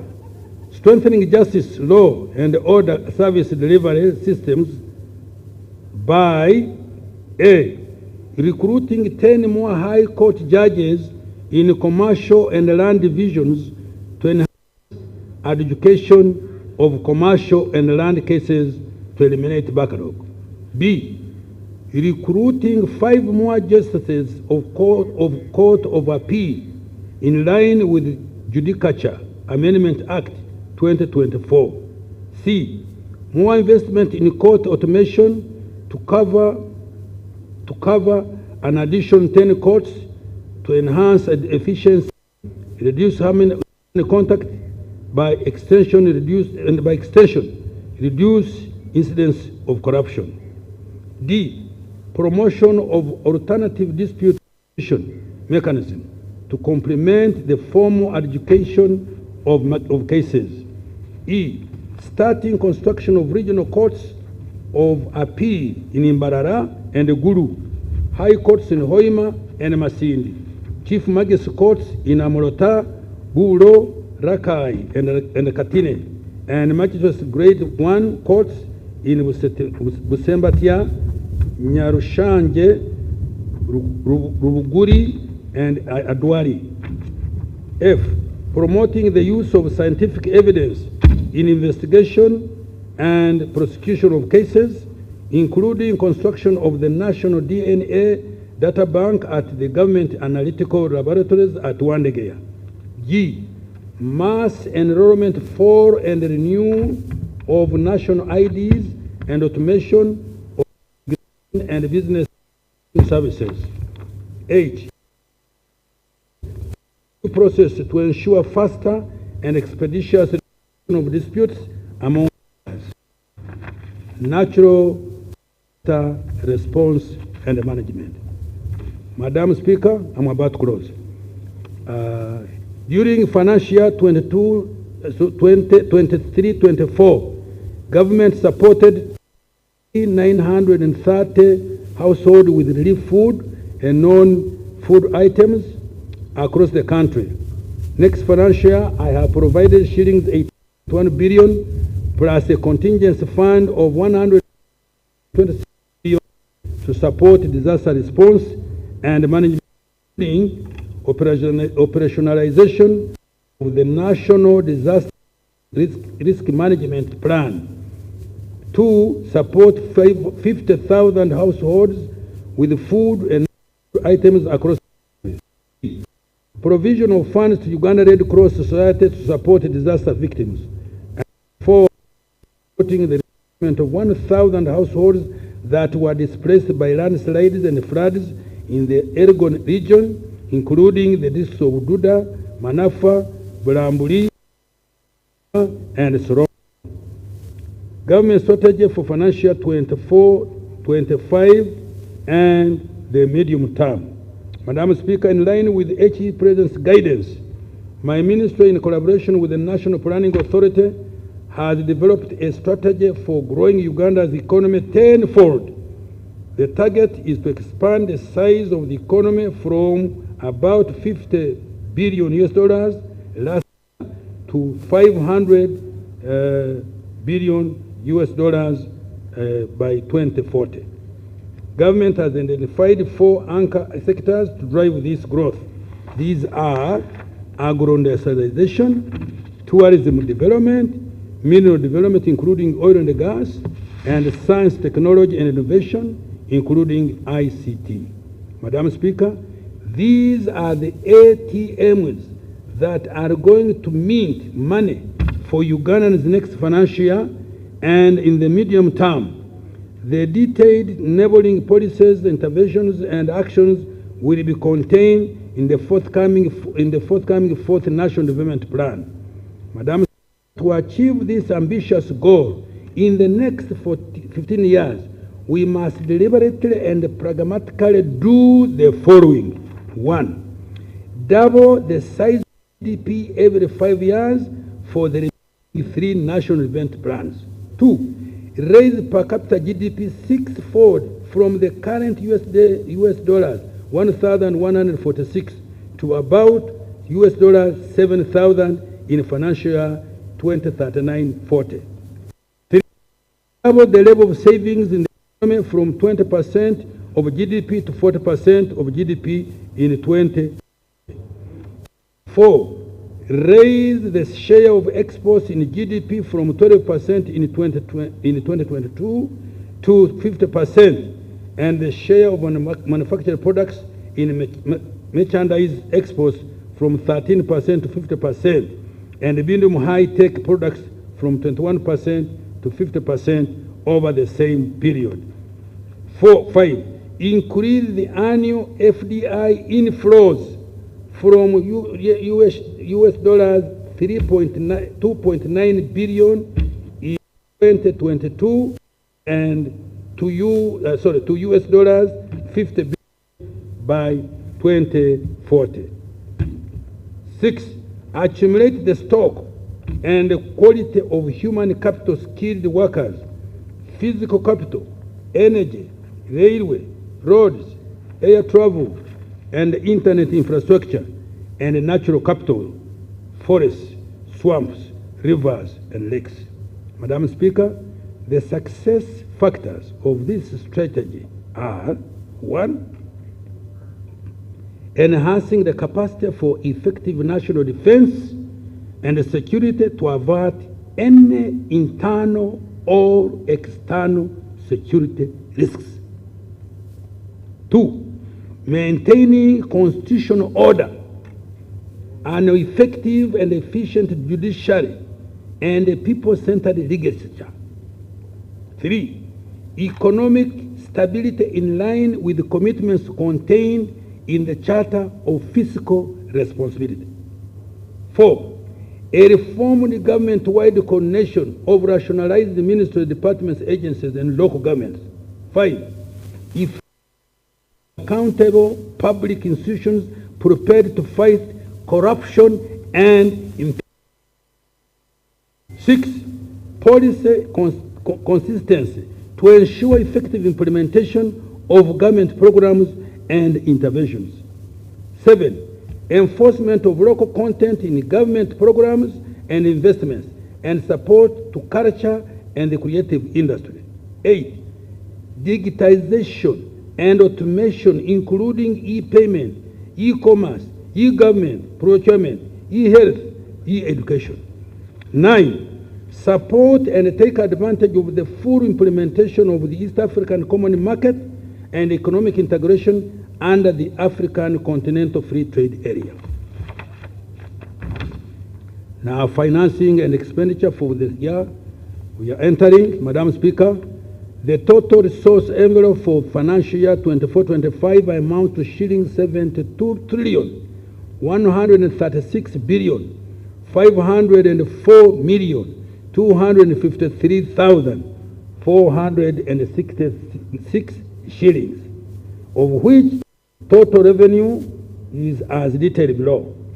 Domestic revenue amounts at 1.92 trillion, of which 29.366 trillion will be tax revenue and shilling 2.616 trillion will be non-tax revenue. 2. Budget support, shillings 1.394 trillion. 3. Domestic borrowing, shillings 8.968 trillion. 4. Treasury bonds for settlement of government outstanding obligation to Bank of Uganda as at 30th June 2024, shillings 7.779 trillion. 5. Domestic of maturing domestic debt, shillings 12.0022 trillion. 6. Petroleum fund withdrawdown, shillings 115.4 billion. 7. Project support, external financing, shillings 9.583 trillion. And 8. Local government revenue collections, shillings 293.9 billion. Madam Speaker, the total government expenditure for financial year 24-25 is projected at shillings 72 trillion 136 billion 504 million 253,466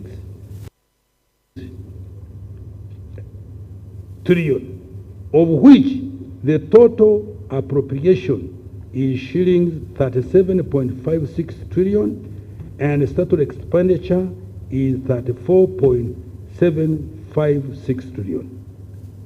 Wages and salaries are projected to amount 7.926 trillion, non-wage current expenditure to shilling 17.45 trillion. Development expenditure from own resources to shilling 6.152 trillion. External project financing shillings 9.584 trillion. Appropriation in aid to shillings 293.9 billion, while external debt repayment will amount to 3.149 trillion. Madam Speaker, I have attached the details of the resource envelope and expenditure allocation by vote for financial 24-25. Madam Speaker, the year 24-25 budget has been designated to target 7 key priorities. These are: 1. Investing in the people of Uganda through education, health, water, sanitation, and hygiene, for which I have provided a total of 10.9 1.204 trillion. 2. Peace and security of all persons in Uganda. I have allotted a total of 9.107 trillion, including a 25% enhancement of salaries of all security personnel, rank and below. 3. Maintenance of roads, construction of three strategic roads, as well as rehabilitation of the meter gauge railway and standard gauge railway. Provided 4.989 trillion shillings for these. Investing in wealth creation initiatives, including commercial agriculture, value addition, UDB and UDC, the parish development model, Emyoga, agriculture creative tourism, science-based research and youth skilling, export promotion program, and the GROW project. I have allocated a total of 2.641 trillion Uganda shillings. 5. Electricity transmission, distribution, and utilization in existing energy stock. I have allocated 982.6 billion. 6. Natural disasters contingency funding, to which I have allocated 141 billion. 7. Our national commitment to regional and global partnerships, 1 billion. Madam Speaker, the above are in support of the anchor sectors that have been identified to drive rapid expansion of our economy. Approved sources of funding to finance the budget. Madam Speaker, following principles guided the preparation of financial 24-25 budget. Strengthening domestic revenue mobilization by providing adequate funding to revenue-generating entities. 2. Strengthening public finance management to ensure accountability and frugality and avoid use of resources. 3. Repurpose the budget towards high in the execution of projects and other public investments. 5. Borrowing for only strategic high impact interventions.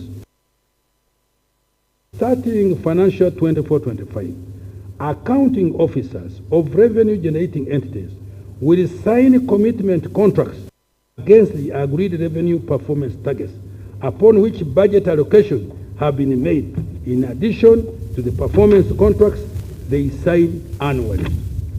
Domestic revenue mobilization.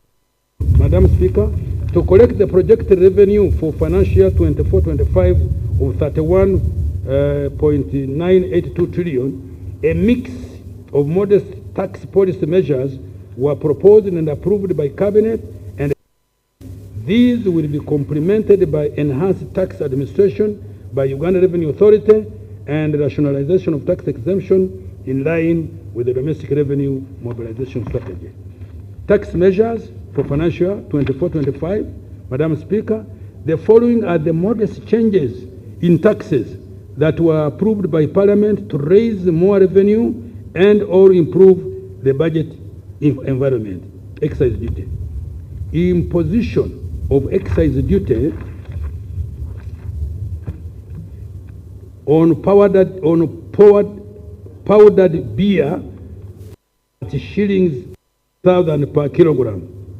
2. Imposition of excise duty at a rate of 0.5% of value withdrawals of money from other platforms other than mobile money. This does not apply to withdrawals from agent banking or banking halls. 3. Increase excise duty on petrol by 100 per litre. 4. Increase excise duty on diesel by shillings 100 per litre.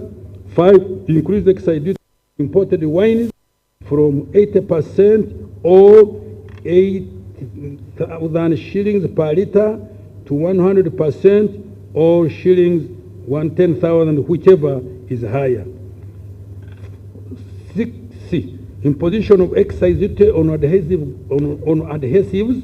grout, white cement and lime. The objective is to align the tax treatment of these products with that of cement. Value added tax, VAT. Madam Speaker, under VAT, the supply of electric motorcycles, vehicle manufactured and fabricated in Uganda, and their respective charging stations and batteries for electric motorbikes. Charging stations and related services are exempt from tax. The objective is to facilitate the growth of e-mobility and affordability of electricity cars and motorcycles and protect the environment. Madam Speaker, starting next financial year, the provision of taxable goods, services by an employer to an employee will attract VAT. Income tax, Madam Speaker, under the Income Tax Act, we provided incentives for the following. 1, we have exempted investors from tax capital gains arising from the sale of holdings in private equity or venture capital funds regulated by the Capital Market Authority. The intention is to incentivize private equity or venture capital investment in Uganda.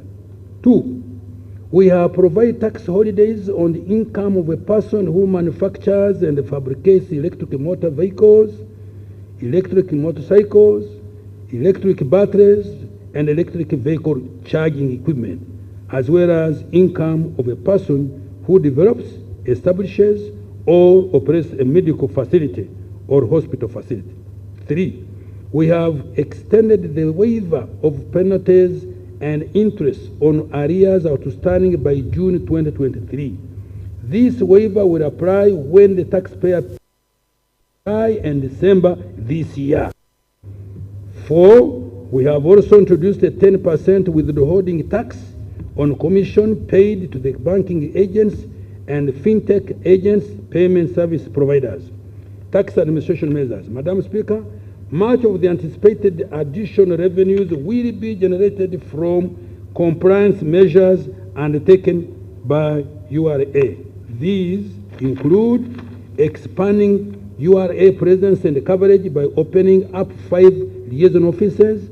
2, strengthening the enforcement and use of electronic fiscal receipt and invoicing system, IFRIS, which was a battle recently, as you heard, and digital tax stamps and the rental tax solution.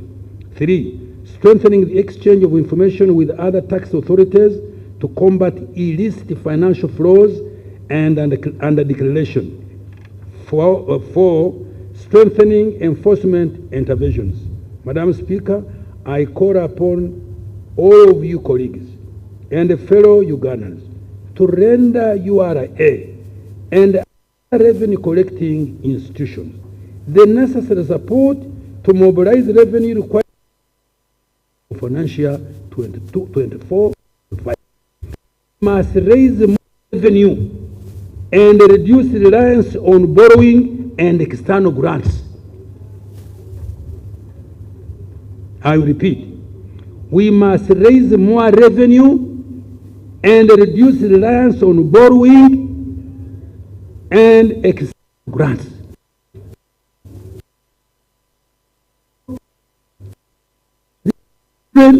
They look at you, go today, come tomorrow. Go today, no. We should take a decision so that we can at least get a reasonable percentage. Date, public desk. Madam Speaker, as at the end of December 2023, Uganda's total public debt stood at 93.3 trillion, equivalent to US $4.69 billion. Of this amount, external debt was shillings 50.37 trillion, US $14.64 billion, while domestic debt was 38.01 trillion, equivalent to US $10.5 billion. Projected at 7.68 trillion, equivalent to US $25.716 by 30th June this year. In nominal terms, Uganda's public debt to DGP was estimated at 46.9% in June 2023 and is projected to end at 0.9% this ending June. So,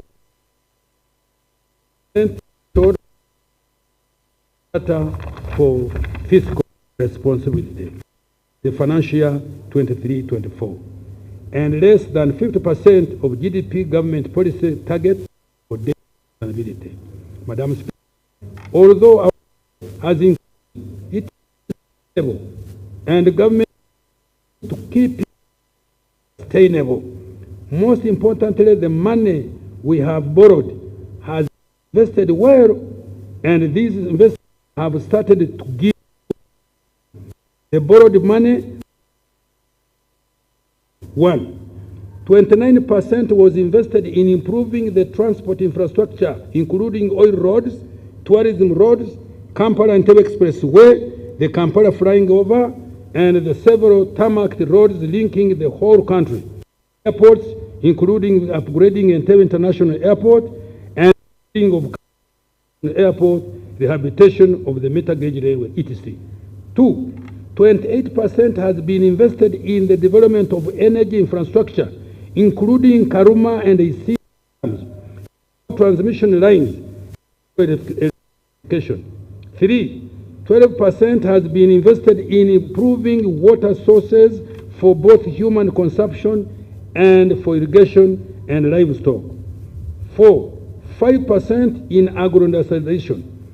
5, the development of industrial parks, extension of national backbone infrastructure, which has improved the quality of internet and communication, as well as investment in education and health, among others.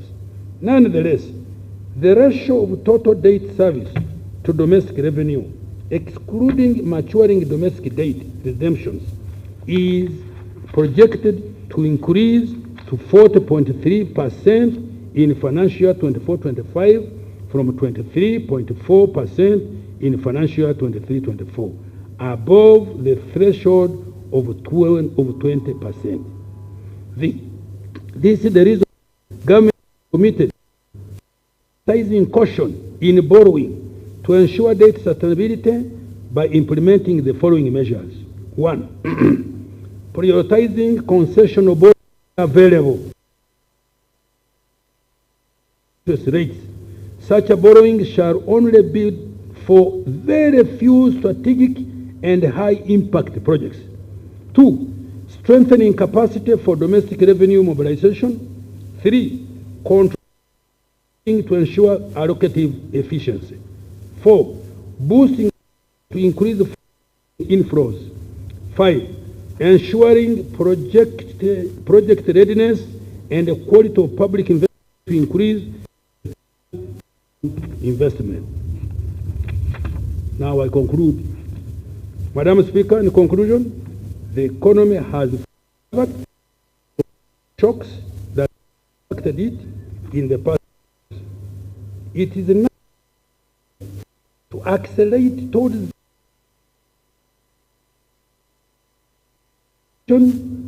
our agricultural raw materials,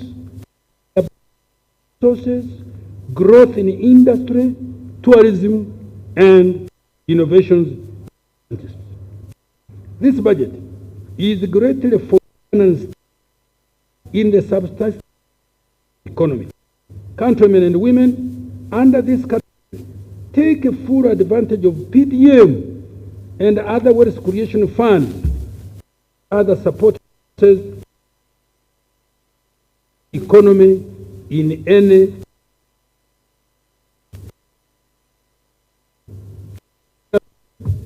services or ICT. To the private sector, this budget is anchored on the 10-fold growth strategy.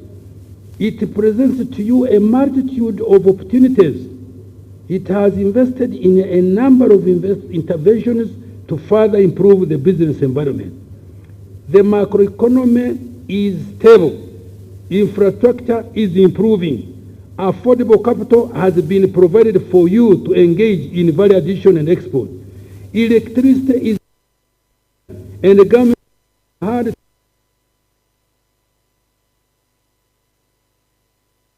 access are being removed. Therefore, full advantage of these opportunities to create wealth and prosperity. Have we agreed with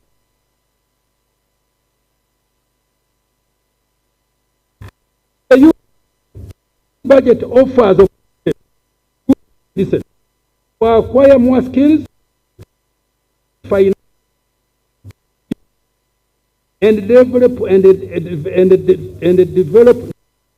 and better products. To those with that creative industry is going to be supported. This budget, the beginning to open up doors for you to escape unemployment,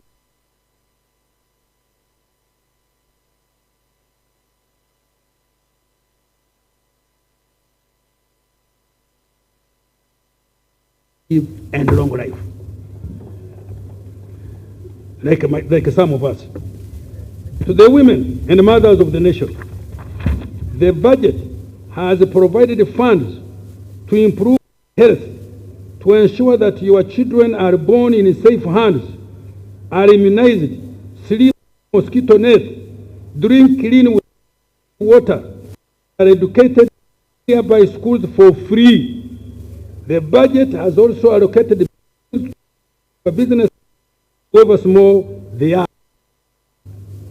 To the elderly, persons with disabilities, and other vulnerable persons, wherever you are in this country, the budget offers several social safety nets, not only to shield you from poverty, but also to ensure that you can be productive and begin to live a decent life.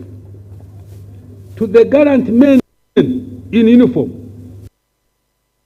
the below, who are in the Uganda police, in the Uganda prisons, in internal and external intelligence services, this budget contains the first installment of enhancement of your pay.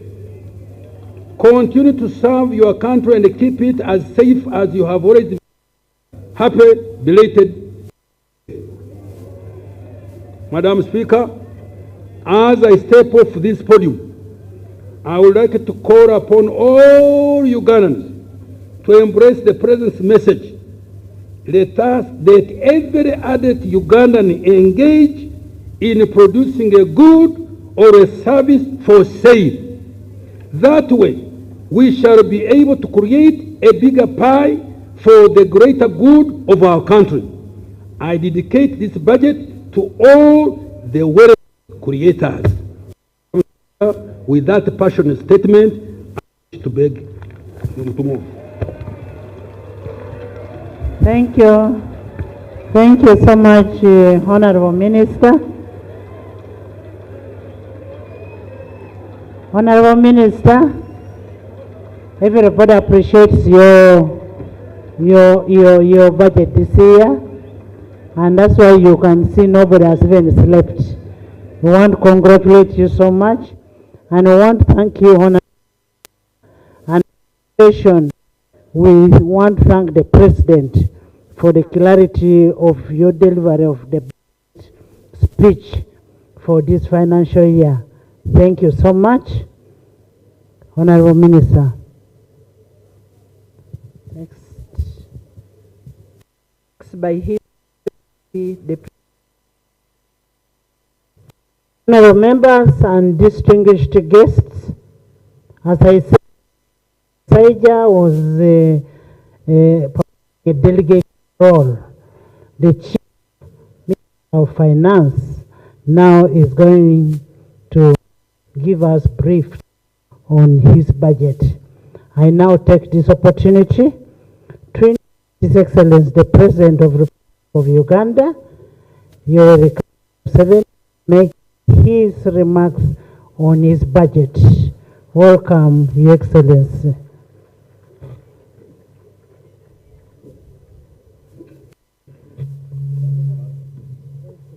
I say to the Vice President, the Right Honorable Speaker of Parliament, His Lordship the Chief Justice, the Deputy Speaker, Justice,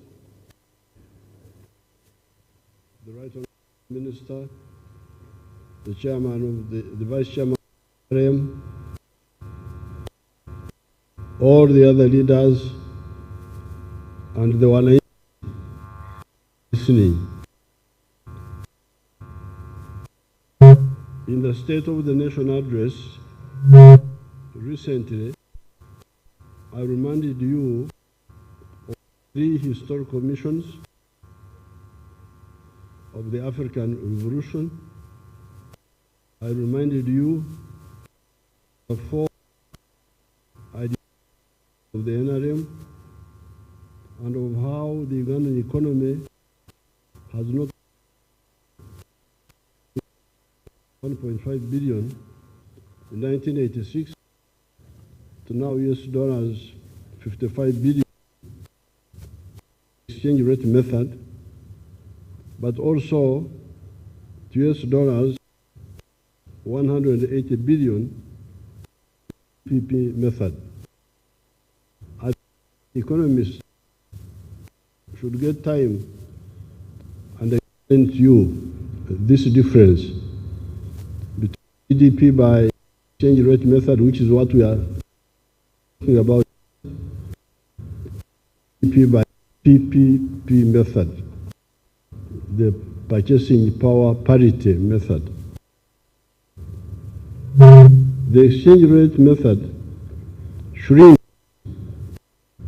our economy because we are still importing items from abroad unnecessarily. We are importing unnecessarily.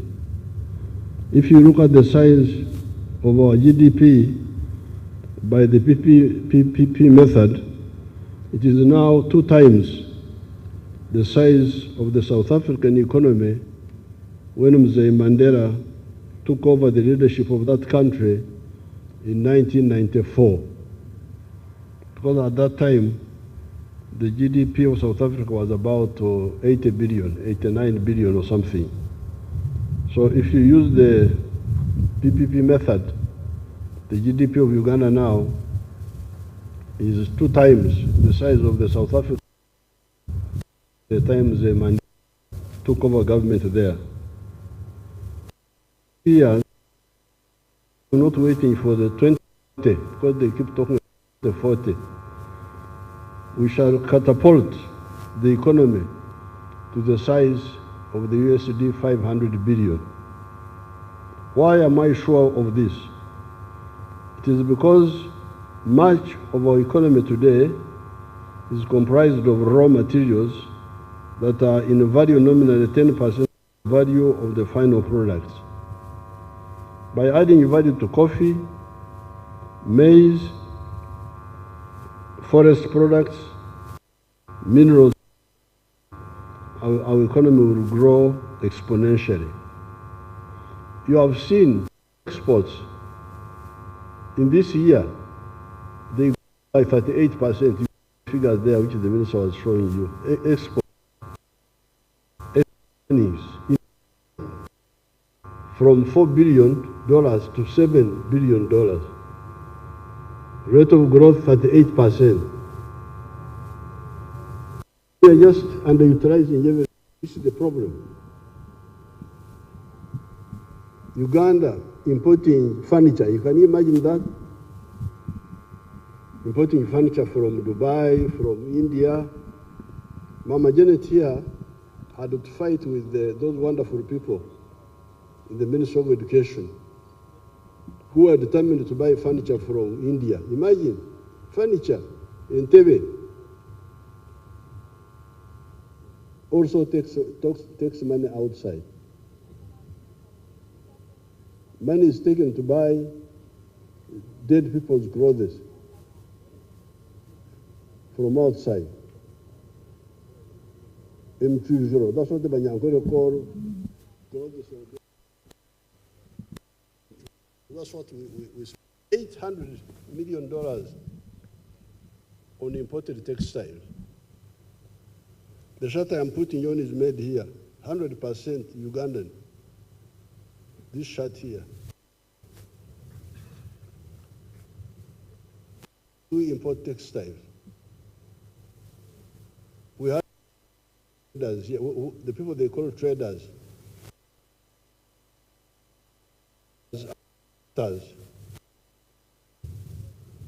How about, there was a man called Mpanga in the 1950s. He was buying cattle from the Ankole area and bringing them to Kampala. He was not an importer. He was an internal distributor. According to the traders in Kampala, that one is not a businessman. The businessman is the one who is Osaka, who is buying from outside. This slave mentality must go away. I'm not a slave myself. I have never accepted a slave dependency mentality. That's how we were able to lead our revolution. So this importing is what is creating the discrepancy. The economy is bigger, $180 billion, but if you use the exchange rate method, it comes to 55 billion. It shrinks. But if you solve that, the size in figures will be much bigger than it is now. We have the electricity, and we shall continue expanding the generation. I want to thank the minister, really, he showed everything here in detail. And I'm glad you gave him a standing ovation. I think you may go to heaven because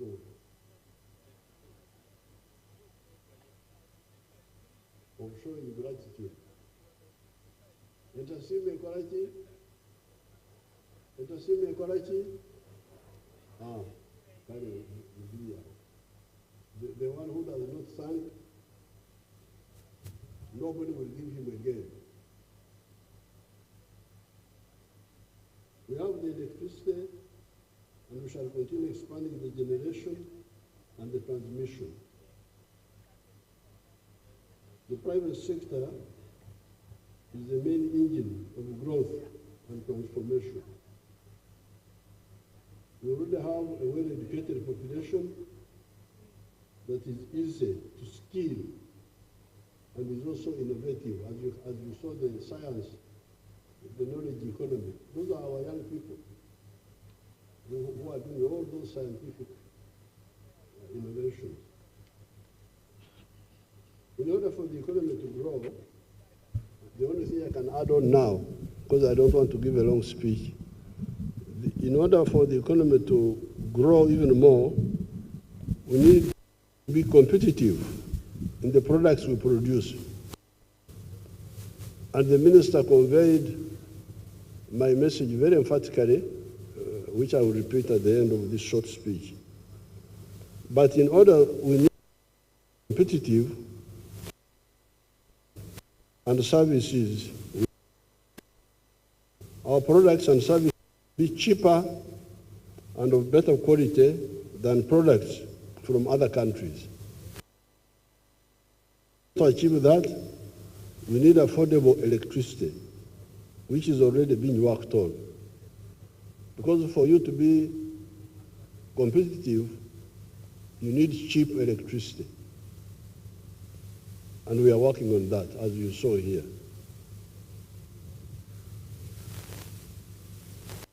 We need cost money for the wealth creators, which is already available in the Emyoga. I really want to render irrelevant these money lenders and all these people who suck our people.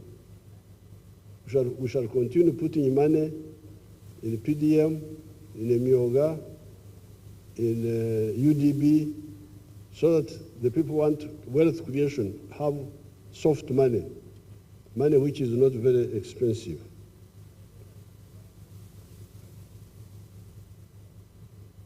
Labor, so we have electricity is going to be cheaper. Money for wealth creation will be cheaper. Labor is still not expensive. However, and those are the crucial factors when you are producing a good or a service. The cost of electricity, the cost of the money you borrow, the labor costs, the wages which are being paid, the salaries which are being paid to the workers. However, to further handle the issue of the cost of production that render products and services uncompetitive, correct this in my speech, this should be uncompetitive. We must reactivate rail and water transport for cargo. This is what is missing now. Electricity is being worked on. Money for borrowing, for production, not for importing. We are not giving you soft money for importing. If you want to import, you go to the money lender. You go to the commercial bank. But if you are a wealth creator, you have money for you. The cost of labor is still low. But how about the cost of transport? Transport, not for people who are going to nightclubs. Those can pay whatever cost they are charged. If you don't want to pay, you stay home. So when I say the cost of transport, transport of goods, cargo, that's why the railway is our next big target. Railway for the goods, and especially for the goods, even people, but mainly for cargo.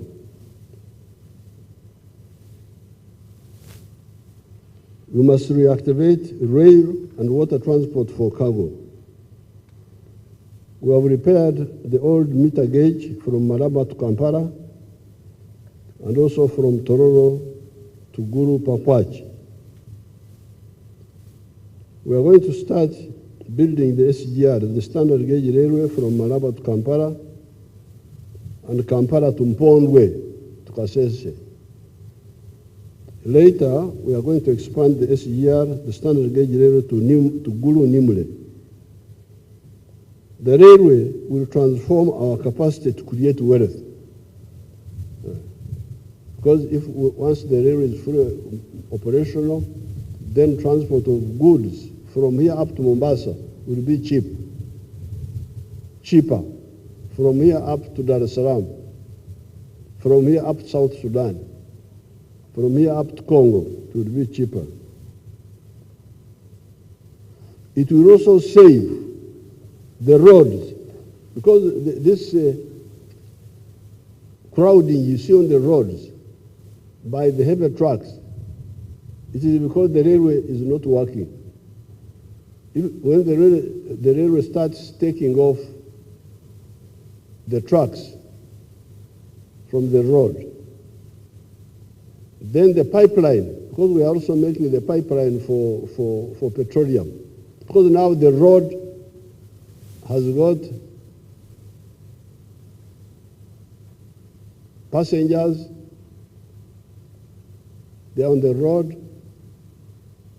you have the cargo on the road, you have the petroleum products on the road. That's why the road is under such pressure. The railway and the pipeline for the petroleum will solve that problem. That means only passengers or light trucks will remain on the road.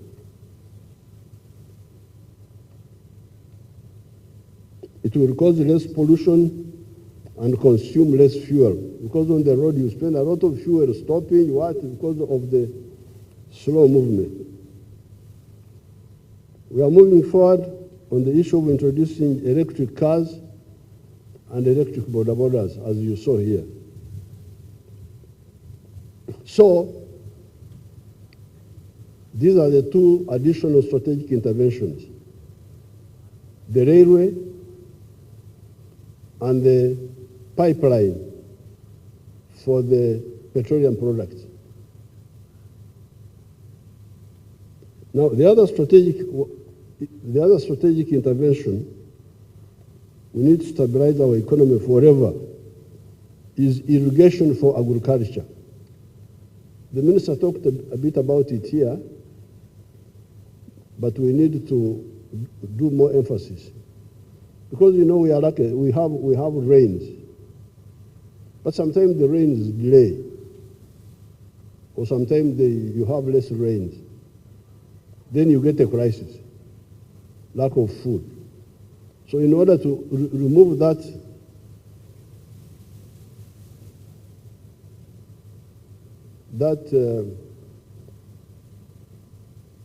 occasional disturbance, we must have supplementary agriculture arrangements. Much of the time we shall have the rains, but if the rains don't come, there is standby irrigation. With this, plus what I said in the State of the Nation address and what has been said in the budget, there is nothing that will impede us. Because you remember in the State of the Nation address, I addressed the issue of regional integration, to solve the issue of the market. The NRM is a mission-led organization. We don't come into politics to improve our CVs. Former this, former that, please. We are not here to improve our CVs. No, please. We started fighting from the 1960s because we had historical missions. We had aims. That's why we cannot move. We must achieve these aims, and we have achieved them, as you can see. We have achieved some of them.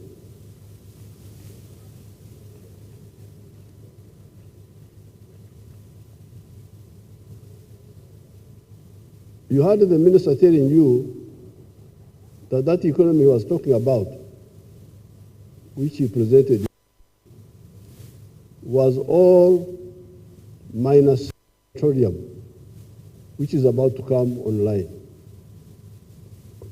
When that comes online, the story of Uganda will be a totally different one.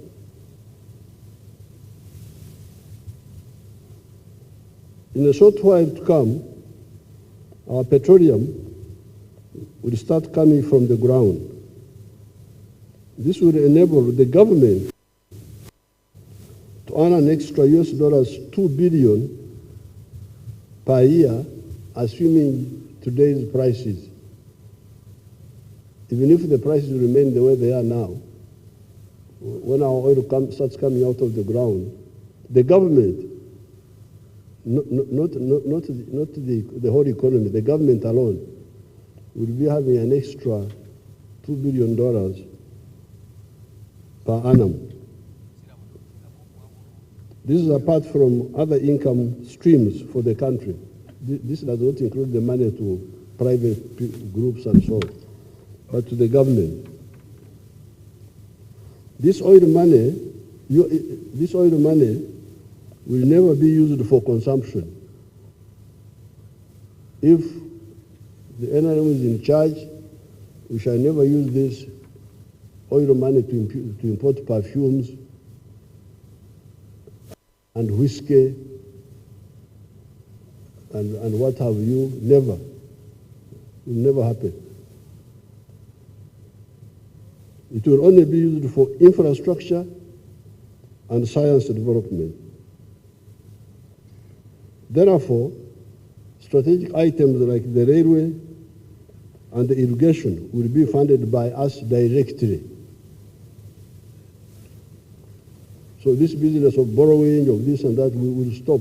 For the infrastructure, for the railway, the power stations, and the science infrastructure, we shall use this oil money to do that. But not to import those takatakas, no.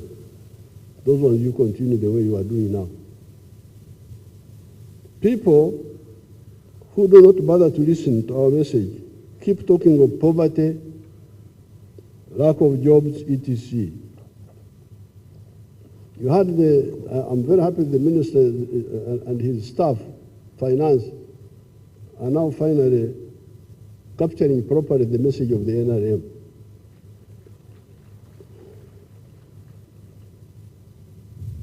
Because we have been having problems with them, the way they present things, the way they talk. Sustainable development, what is that? What does it mean? One time, what does sustainable pregnancy mean? That somebody is pregnant sustainably,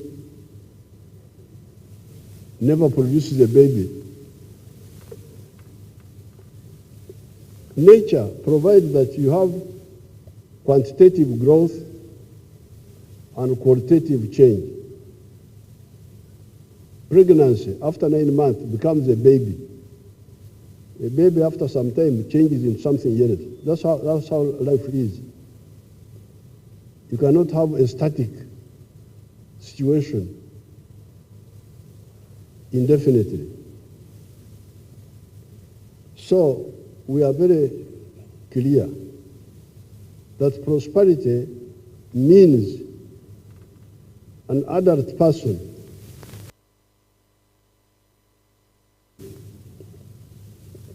in producing a good or a service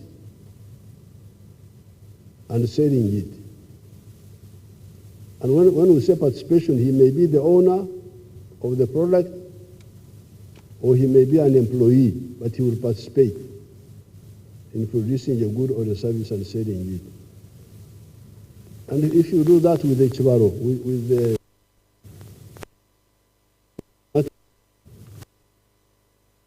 that's what we have been telling you. And we have been telling you, and the minister has now repeated emphatically, I'm very happy with finance now, I have nothing useful to add. And he has told you that the sectors where prosperity is are 4. Commercial agriculture with the Chibaro, Chura, Aymar, Otita, with the mathematics, commercial agriculture. Secondly, manufacturing and artisanship. Thirdly, services. And fourthly, ICT. So in those areas, that's why you will get prosperity. You should choose to go to be somewhere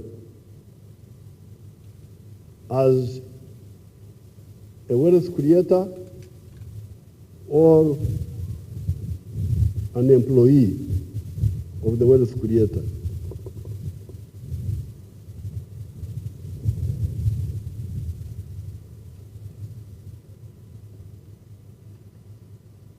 Now, those who bother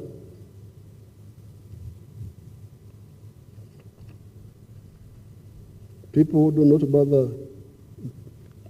bother to listen to our messages keep talking of poverty, lack of jobs, etc. The 4 sectors of commercial agriculture, artisanship and manufacturing, services and ICT, if utilized in the manner recommended by the NRM ever since 1995, will so many jobs that we will exceed the job levels of Uganda. Uganda doesn't have enough once we develop our full capacity. Uganda will not have enough workers. And by the way, this one happened during the time of the British, when they introduced a few activities here like coffee and cotton and sugar. That's how Africans from Rwanda, from Burundi, from South Sudan, that's how they came here. That small economy, money economy, or during the British time, created so many jobs that the internal people were not enough. That's why our brothers had to come from Rwanda, from Burundi, from South Sudan, to work here. So even now, if we all become wealth creators in the 4 sectors, there will be so many jobs. I've given the example of Mr. Nyakana in Fort Portal, using 1 acre to employ 15 people. And we calculated that if 7 million people did that, we would create more jobs than the whole population of Uganda now. But as of now, we already have 922,000 people employed in manufacturing. Show those factories again if you have them.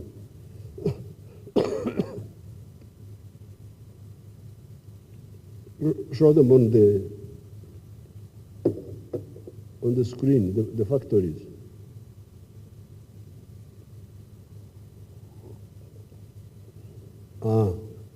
Those are now. These are all new factories. In 1986, we had only 80 factories when we went to the UMA, Uganda Manufacturers Association. We now have more than 8,000 like those. These are already employing 922,000 people and something. The whole of the public service, army, police, civil service, 480,000. So the factories are now employing 2 times the number of people working in this public service. So those are jobs, the jobs are there, but you must be qualified for them by doing the right thing. All those are jobs. New jobs, you can see all of them are brand new factories. They are not old. This is the factories now, giving us 922. The services, the hotels, the tourism, the transport, the banks, they are now employing 5 million people. 5 million. Look at show that factory, the one of the factory. The one which was there now. Put it back. The one which was showing, those are hotels. Go back to the one you had showed.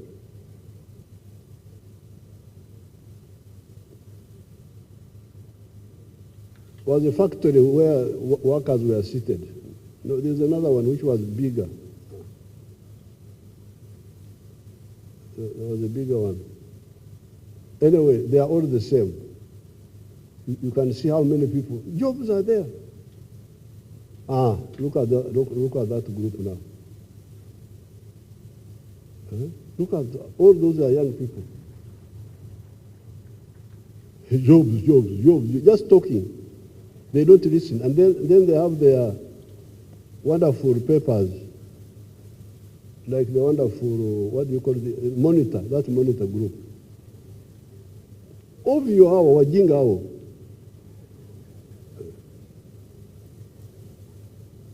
They are like enemies of Africa. The other day, I saw them when they tested Karuma Power, 600 megawatts. I think there was some blackout or something. So they were celebrating in their paper monitor. Oh, you see, the network, the transmission network cannot handle the power. And I had heard that opinion. It's very interesting to see how the enemies link up, enemies of Africa. So the logic of the monitor is like what I used to hear with the government, some of the civil servants who are like on the side of monitor also. They were saying, but if we have the power station at Karuma, how shall we evacuate the power? If you can't evacuate it, have the factories near there. They can all be around Karuma, nearby, if you don't have to carry it far away.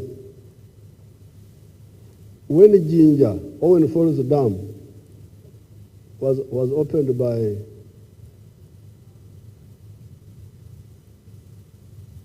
Queen Elizabeth in 1954, the electricity was only in Jinja. That's why the factory is concentrated there. The original factory. We didn't have electricity in Mbarara. We didn't have Kabari. We didn't have.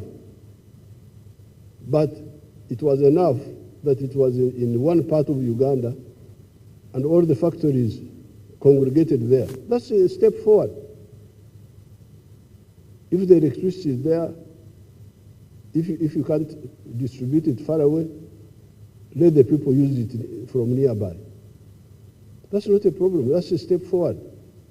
It's not something to mourn about and demonize.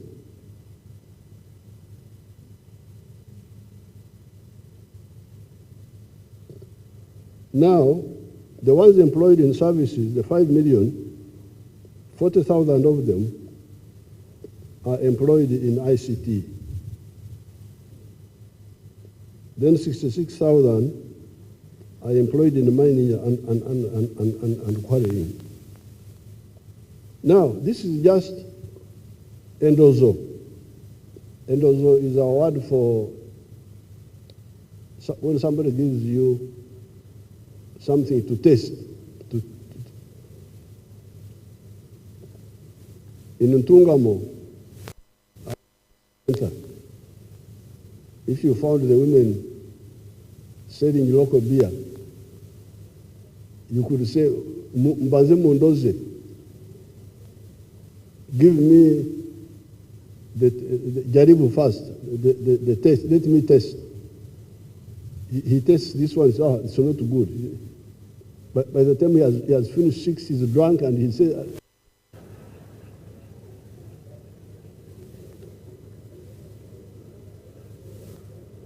he says all the beer is bad.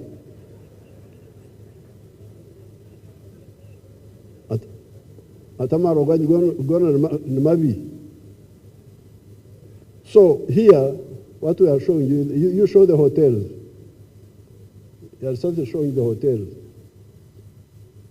the services on the picture.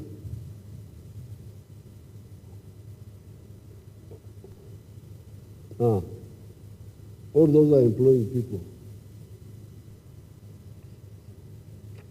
And here in my small speech, I also have those pictures there.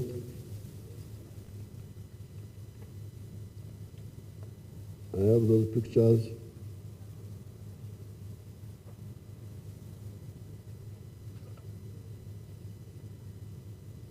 Therefore, I want to repeat what the minister said.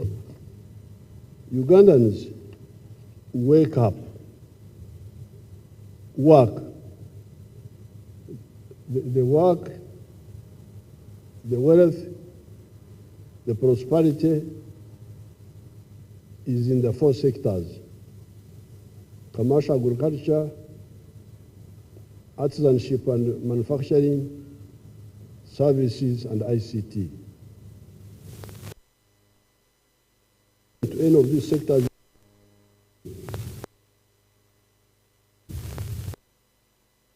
etc.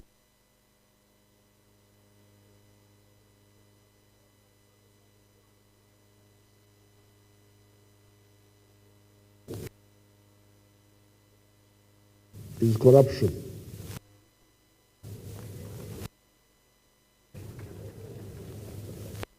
As I said, about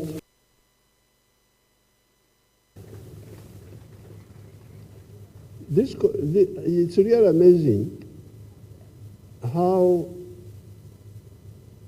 people do not see. NRA is a very, very powerful force. I don't know how anybody thinks he can play around with it. We are very soft. We use soft methods. Never force anybody. We always talk to. I am like a pastor, preaching. Repent, you are going to go to heaven.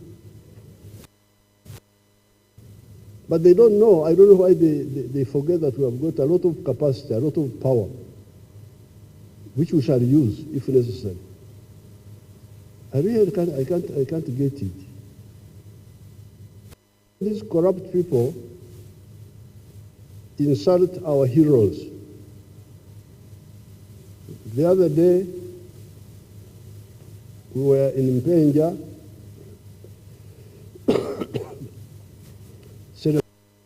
there. Now those heroes there in Mpenja, we were told there were 250 skulls of dead people. They are there in just that village. Now in the whole of Uganda we lost 800,000 killed. 800,000. In Luero we gathered 30,000 skulls. There were 70,000. So this sacrifice, that's how you are here, you fellows. Excellency President, Excellency Vice President, Right Honorable this, Right Honorable that, His Lordship this, all those powerful people, Honorable, I don't know what, they are all here. On the blood of our people. You heard them when we were in Mpenja, they were still talking about Akasimo, their small this and that. They sacrificed and we are here. But you come, you get a chance to lead. Instead of helping people, now you start taking away the little which could help them. This is really amazing. Now, in so doing, you delegitimize yourselves, because you see the Ugandans are very dangerous. When they see that you are not honest, they just leave you. But one day, they will get a chance to avenge on you. That's what happened with the groups we had here. When we got independence, all those young people, we are all young people. Mutesa was 30 years old, Obote was 35, Kakonge was 26 years old. They were all young people. Ibingira, Nechon, they were 28, they were all young people. Uganda was in their hands. Just free gift. But see what happened. Amin was 39, he was a young man. I was like their smaller brother, I was 18 that time myself. That's why I know all of them very well. But you could see how those young people messed themselves up and how they ended up. they lost legitimacy. So when we came on the scene, we had studied all this, and we could not afford this. Now, at that time, what we dealt with was the misbehavior of the army, because that was one of the biggest problems at that time. The army, Nanta Gambako, they have their word, this one each of ours, Nanta Gambako. I don't know how you translate that. How do you translate it in English? The untouchable. The army was untouchable. But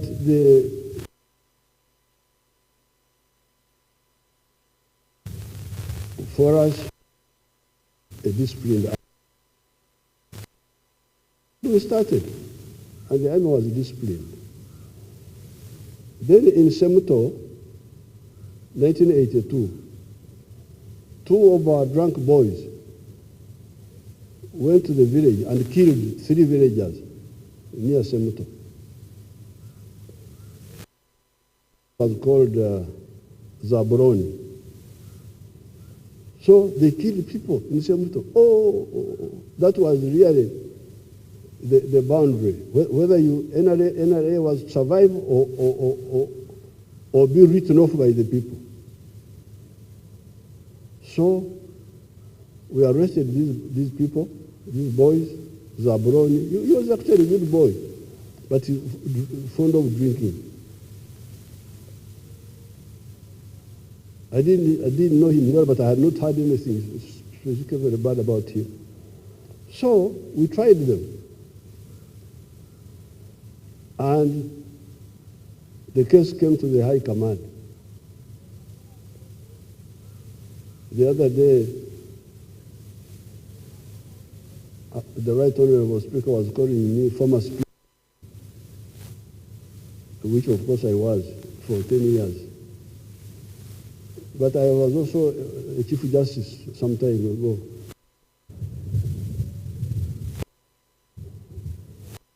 So, in the High Command, we had somebody who had studied law at Makerere, a man called Jim Muez. Then he told us in the meeting that, you see, what killed the people in Semuto, Murule, the place is called Murule. What killed the people in Murule was not Zabroni. It was the beer inside Zabroni.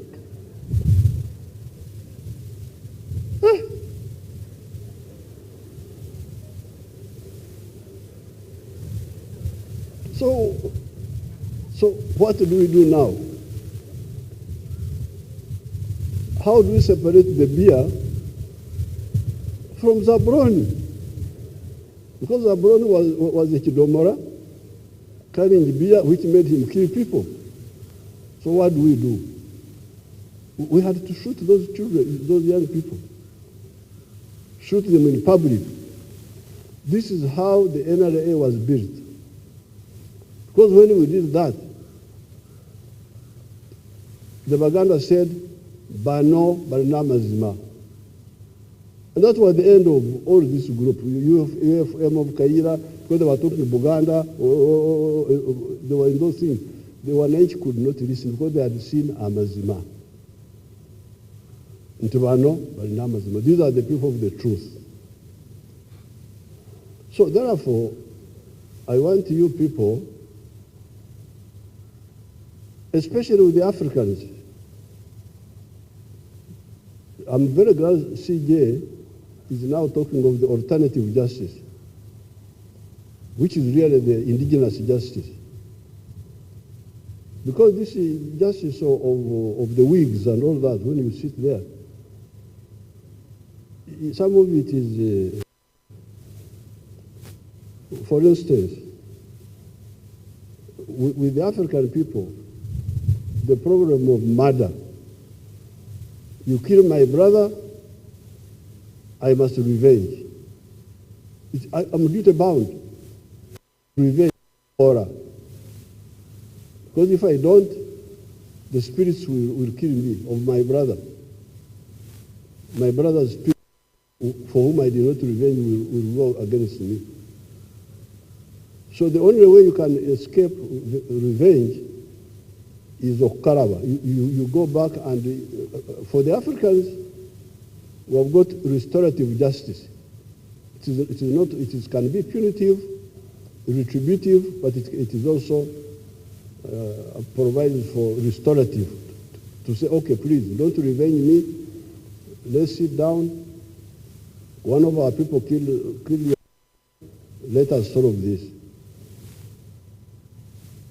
Like, for instance, I still have a date with the clan of the late Colonel Tengora Machodwogo. You remember he was killed by our soldier. I must make peace with the clan on behalf of the army. I must make peace with the clan. Otherwise, they would just keep quiet. You are powerful, you are president, excellency, what? Yes. But they will never forget. They will never forget. So, when I went there, I said we are going to do, the Wanyankore call it Okarawa. So, murder, rape, that is an unforgivable sin. It must be sorted out. It must be fully accountable. Other things like fighting in the bar, they mix up things. There are things which are very serious. Murder, rape, corruption now. Corruption is very, very, very, very dangerous.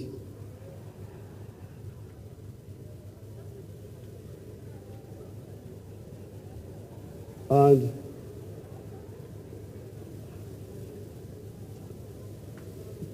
don't involve me in your struggles with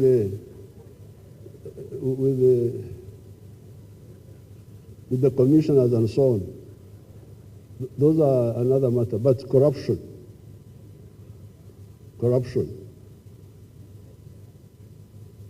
So these three, murder, rape, must be fully accounted for and promptly. So therefore, you should be very careful with some of these concepts. Some of them foreign, but some of them distorted. Like bail. You emphasize bail. Bail. Why do you emphasize bail? Why don't you emphasize trial so that we get the truth? That's what you should emphasize. Because when you talk of bail, you are playing in the hands of the enemy. The Wajankore will say, when the Wajankore said that, we are finished. He spent one night and came back. There was nothing, in other words. So he would not see your justice. You're talking justice that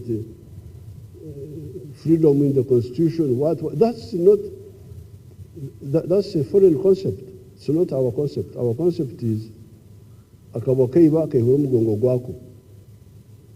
that steals pays with its back. So you must handle it quickly and decisively. Those concepts are very dangerous because they separate us from the people. There is another one.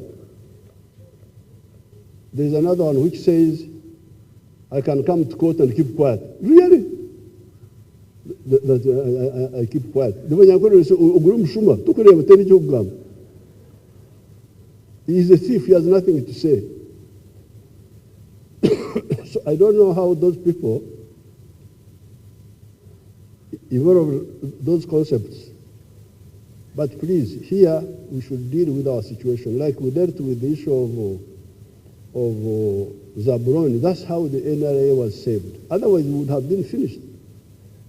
In Uganda, people would have lost confidence in us, and it would have been very difficult to recover. Because there we had a chance to show who we were, and we did it. And that's how the NRM was built up. So the NRM of today, please. First of all, I'm surprised that really people can dare what I hear, this one. But who do these people think they are? We are going to smash them. We have the capacity. Now that they have attracted because me, I never concentrate on those things myself. But now that they don't listen, we advise, you have now attracted our attention, our full attention, you will see. We shall crush this treachery. This is really a betrayal, and we are going to finish it. Now, the borrowing, I'm glad the minister explained these newspapers with their radios, they create panic among you people. Debt. We actually had a very low debt level until Corona. Our debt GDP ratio before Corona was 30%. Very low. But some people pushed, and we found we had reached 40%. But I don't believe in borrowing. My view is that I don't believe in this borrowing. I believe in cutting our cloth according to our coat according to our cloth. And that's what we should be doing. Now, finally, the talk of external shocks. External shocks. Which ones now? That there was a war in Ukraine, and that you are importing wheat from Ukraine and Russia, and now you're going to die. Hey, but why don't you eat muhogo? You remember I said to you, why don't you eat muhogo? Why do you eat wheat in the first place? Me, I don't eat wheat. I don't eat rice. I have my foods. For the last 8 years, I have my foods. The only time I ate rice was when I was in Tanzania, fighting Amin. So the external shocks, which ones now? Now the only one we have is petroleum. That one we are still importing from outside. Very soon we shall have our own petroleum. So therefore, let's concentrate on our strength and stop all this diversion. With these few words, I congratulate the Minister of Finance. He has done it now very well. I have nothing useful to add.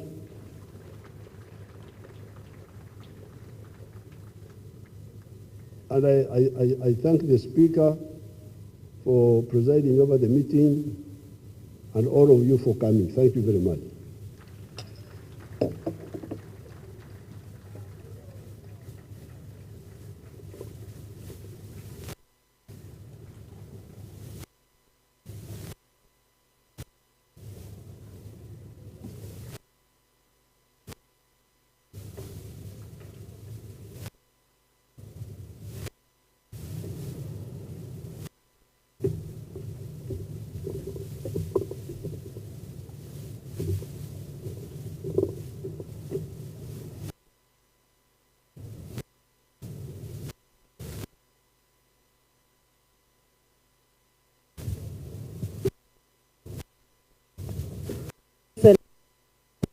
So much for fulfilling your constitutional obligation of delivering a successful budget speech. As legislature, we reiterate our commitment in realizing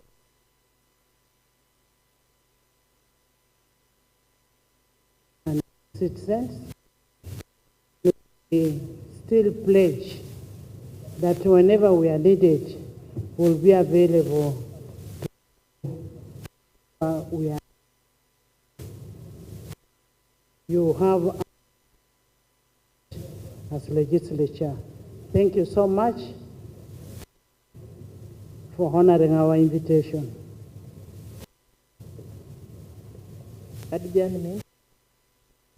Once again, I want to thank you, Your Excellency, and Mama, and all the dignitaries that have been able to make to here. We want to thank you for our invitation. We also want to request you, as we finish this special day of the President delivering the budget speech, national budget speech, we want to invite all our guests to Serena for an evening. You're most welcome, all of you. Honorable members, the House will reconvene tomorrow, Friday 14th, 2024, to designate members of the sectoral committees in furtherance to Rule 187 and 188 of the Rules of Procedure. The House will reconvene at 2 p.m. in Parliament. I now adjourn the House to tomorrow, 14th, at 2 p.m.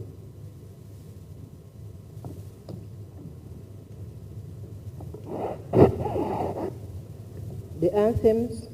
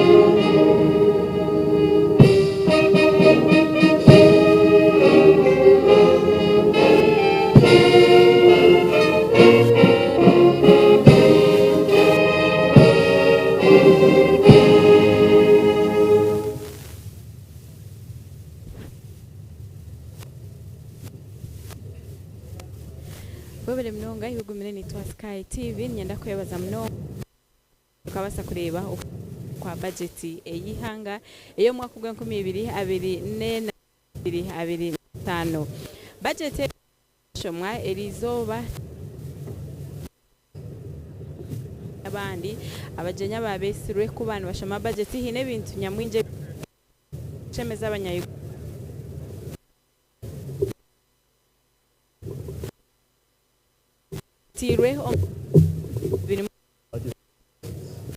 manufacturing services ningashi obuhereza obwihanga na karimagezi na ICT ebibacha mungu ebabitiro musente oja kushanga nguho kugira ekintu ekiyabasa on budget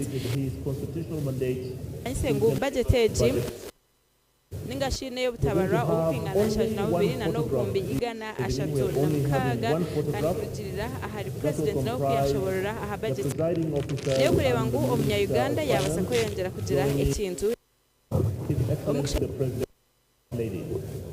webye sente honorable Matia yahiga ndabona okureba ngo yabasa kugira yesterday his excellency basa kute mirira omuzego kwenda kushaba sente ongashi okushabira naza kweguza omahanga agaheru akiyagira ngo omwene kibashwaza kuzayo kushabiza sente kuzayo kweguza mukabantu bakagumana babareba bako batabafireho yagira ngo eco kwenda kurugaho no kureba ngo akasente akanekire umurimo ogukagenderire ni universities ya Bunyoro ahamwe na Busoga kandi ezi universities ezi abantu batwire bategerize mnonga kandi cyabe cyo mutano kureba ngo sente zizo batwire nibenda zashomwa ombudgetage ey'omwaka 2024 enkumi ano hari mu sente ezo gukora enkuto hari mu sente zo gukora amarari kureba ngo sente ezitiruho kubasa kuhwera omuntu wabutosha eza ahamwe na sente ekintu kimayisa ngu ombudgetage ire kuyambira omuntu wa hansi omuntu kuganyirwa ombudget omukugamba kwa president yayoreka ngu esente mbuche bwazo na nombwiji bwazo zatirwa kurungi omunkora nizija kubasa kugira ekizabasa kuyambaho kureba ngu omuntu wa yongera yajumirira omuzegwa lechi yasho ariko nerenda azaba no bakubona bonesa abanya-Uganda bakabiya sente za babasa kweganyira ombintu ebari gukora ubwo yayongera yayoreka ngo nibaza kweyongera kuranisa obushomankuzi ari kugira ngo nikimutangaza kurango hino mutata kutina enkora ya president Museveni nareshe kibine cha NR ngira kuranisa obushomankuzi nabwe eco omuryebyo nibice abinabasa nonkwenda kuganira nawe ahabikatine budget ey'izoberi kugira ngo ahabintu okubya agenda president Museveni ayoreka ngo abanya-Uganda buri kintu cyona eco munya-Uganda omutima go kuhakahakana being competitive dera mobukugu okite base okuba eco mutino naco kibase kwitanirwa ngoko abanya-Uganda kubasa kutunga ebintu ebyabantu abandi gambaho no kwereka ngo obwahati ntaza kukorwa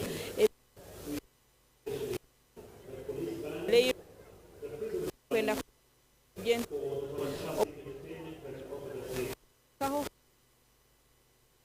hona no kureba ngo ebintu byentunguke bingi ebirayongereye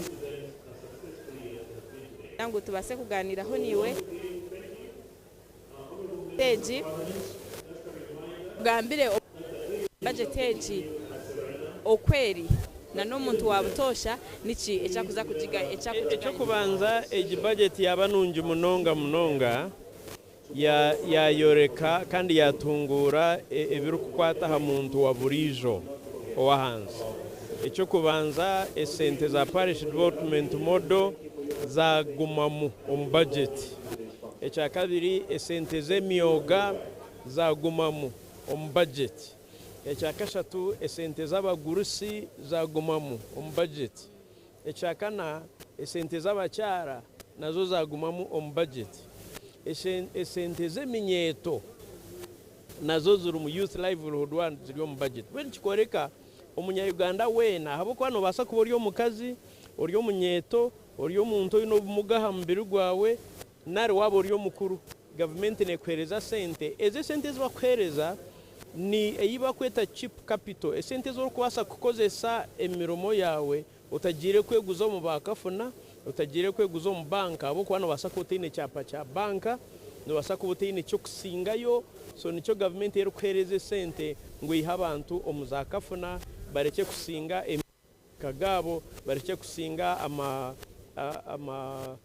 amajugabo bareke kuferwa ibintu nko kuboserana baferwa so igi government ne kwataha muntu wa burijo now n'abahinji bitu bakiruhura baburengera izoba igi budget nabo irye yabo ahabo kuba tutwire twine endwara yejwa eba parliament tukurwana tukutongana matamagona government yikiriza ngo tarubaho izoba nerumwe obombazugwe gwo kutsirikejwa gurubura kanye nkakajwenge uri kujekeranya bushozi ecyo ni nkisimira ruhanga bukube kitekateko cyange kinaretere aha floor ya parliament nico government yakire ekagira eta hati government budget harumwe sente icyo kubanza ezo kugura ombazugweje kagutaha gukagumaho rero burumurisa akeguromba icya kabiri kurwa arazengoha obwa hato mbajeto mu harumwe sente ezo kugira ngo tu producing turete ombazo gwengoha go kutsirika engoha okozya no kuba kutakiroho icya kabiri esente ezo murisa atwira rukushohoreza ha kembitare sente nyinge zona niziba zitakiro nikigaraka kitwikiriza ngo hato bwize ndwara zarugaho amategitu enyama yitu ntujuguza heru so obono ubwiga bwa omuyihanga enguto namarwaro ngaza mwembazi ejiyabere budget yo munya Uganda kabisa nonga mno webale mnonga hogwe no mnyishenjero wa nyabushozi kandi kuyashoborora budget eji irime kinte kikwata aha muntu wa hansi omulisa kugira ngo ombazigwe ngo haniguza kurebeka kandi omuhinji ningasho mulisa nawe abase kugira ekintu ekiyabasa okuganyura munyana ngo musime mno abo TV nyana ondijo umuntu nawe mukuru mu government eji nawe tubase kuganira na mu parliament noza na kisoro noza kumanza wa manyisa trillion kandi ogwihangani gwinga 31 trillion ekiri kumanyeza kumanyisa budget twashomerizo budget kubasa ejimwe ni political budget ekindi ngo hati government yagumane guze sete mu tabantu babuli kiro nibaburaho kuguza hauka government ni bank hata abantu babuli kiro mu bank guma munonga kuguzamu hauka niza gumaniza so hati eji budget nezbaso development neza gumiza mu biriye by'ibabere batandikire habo kuba education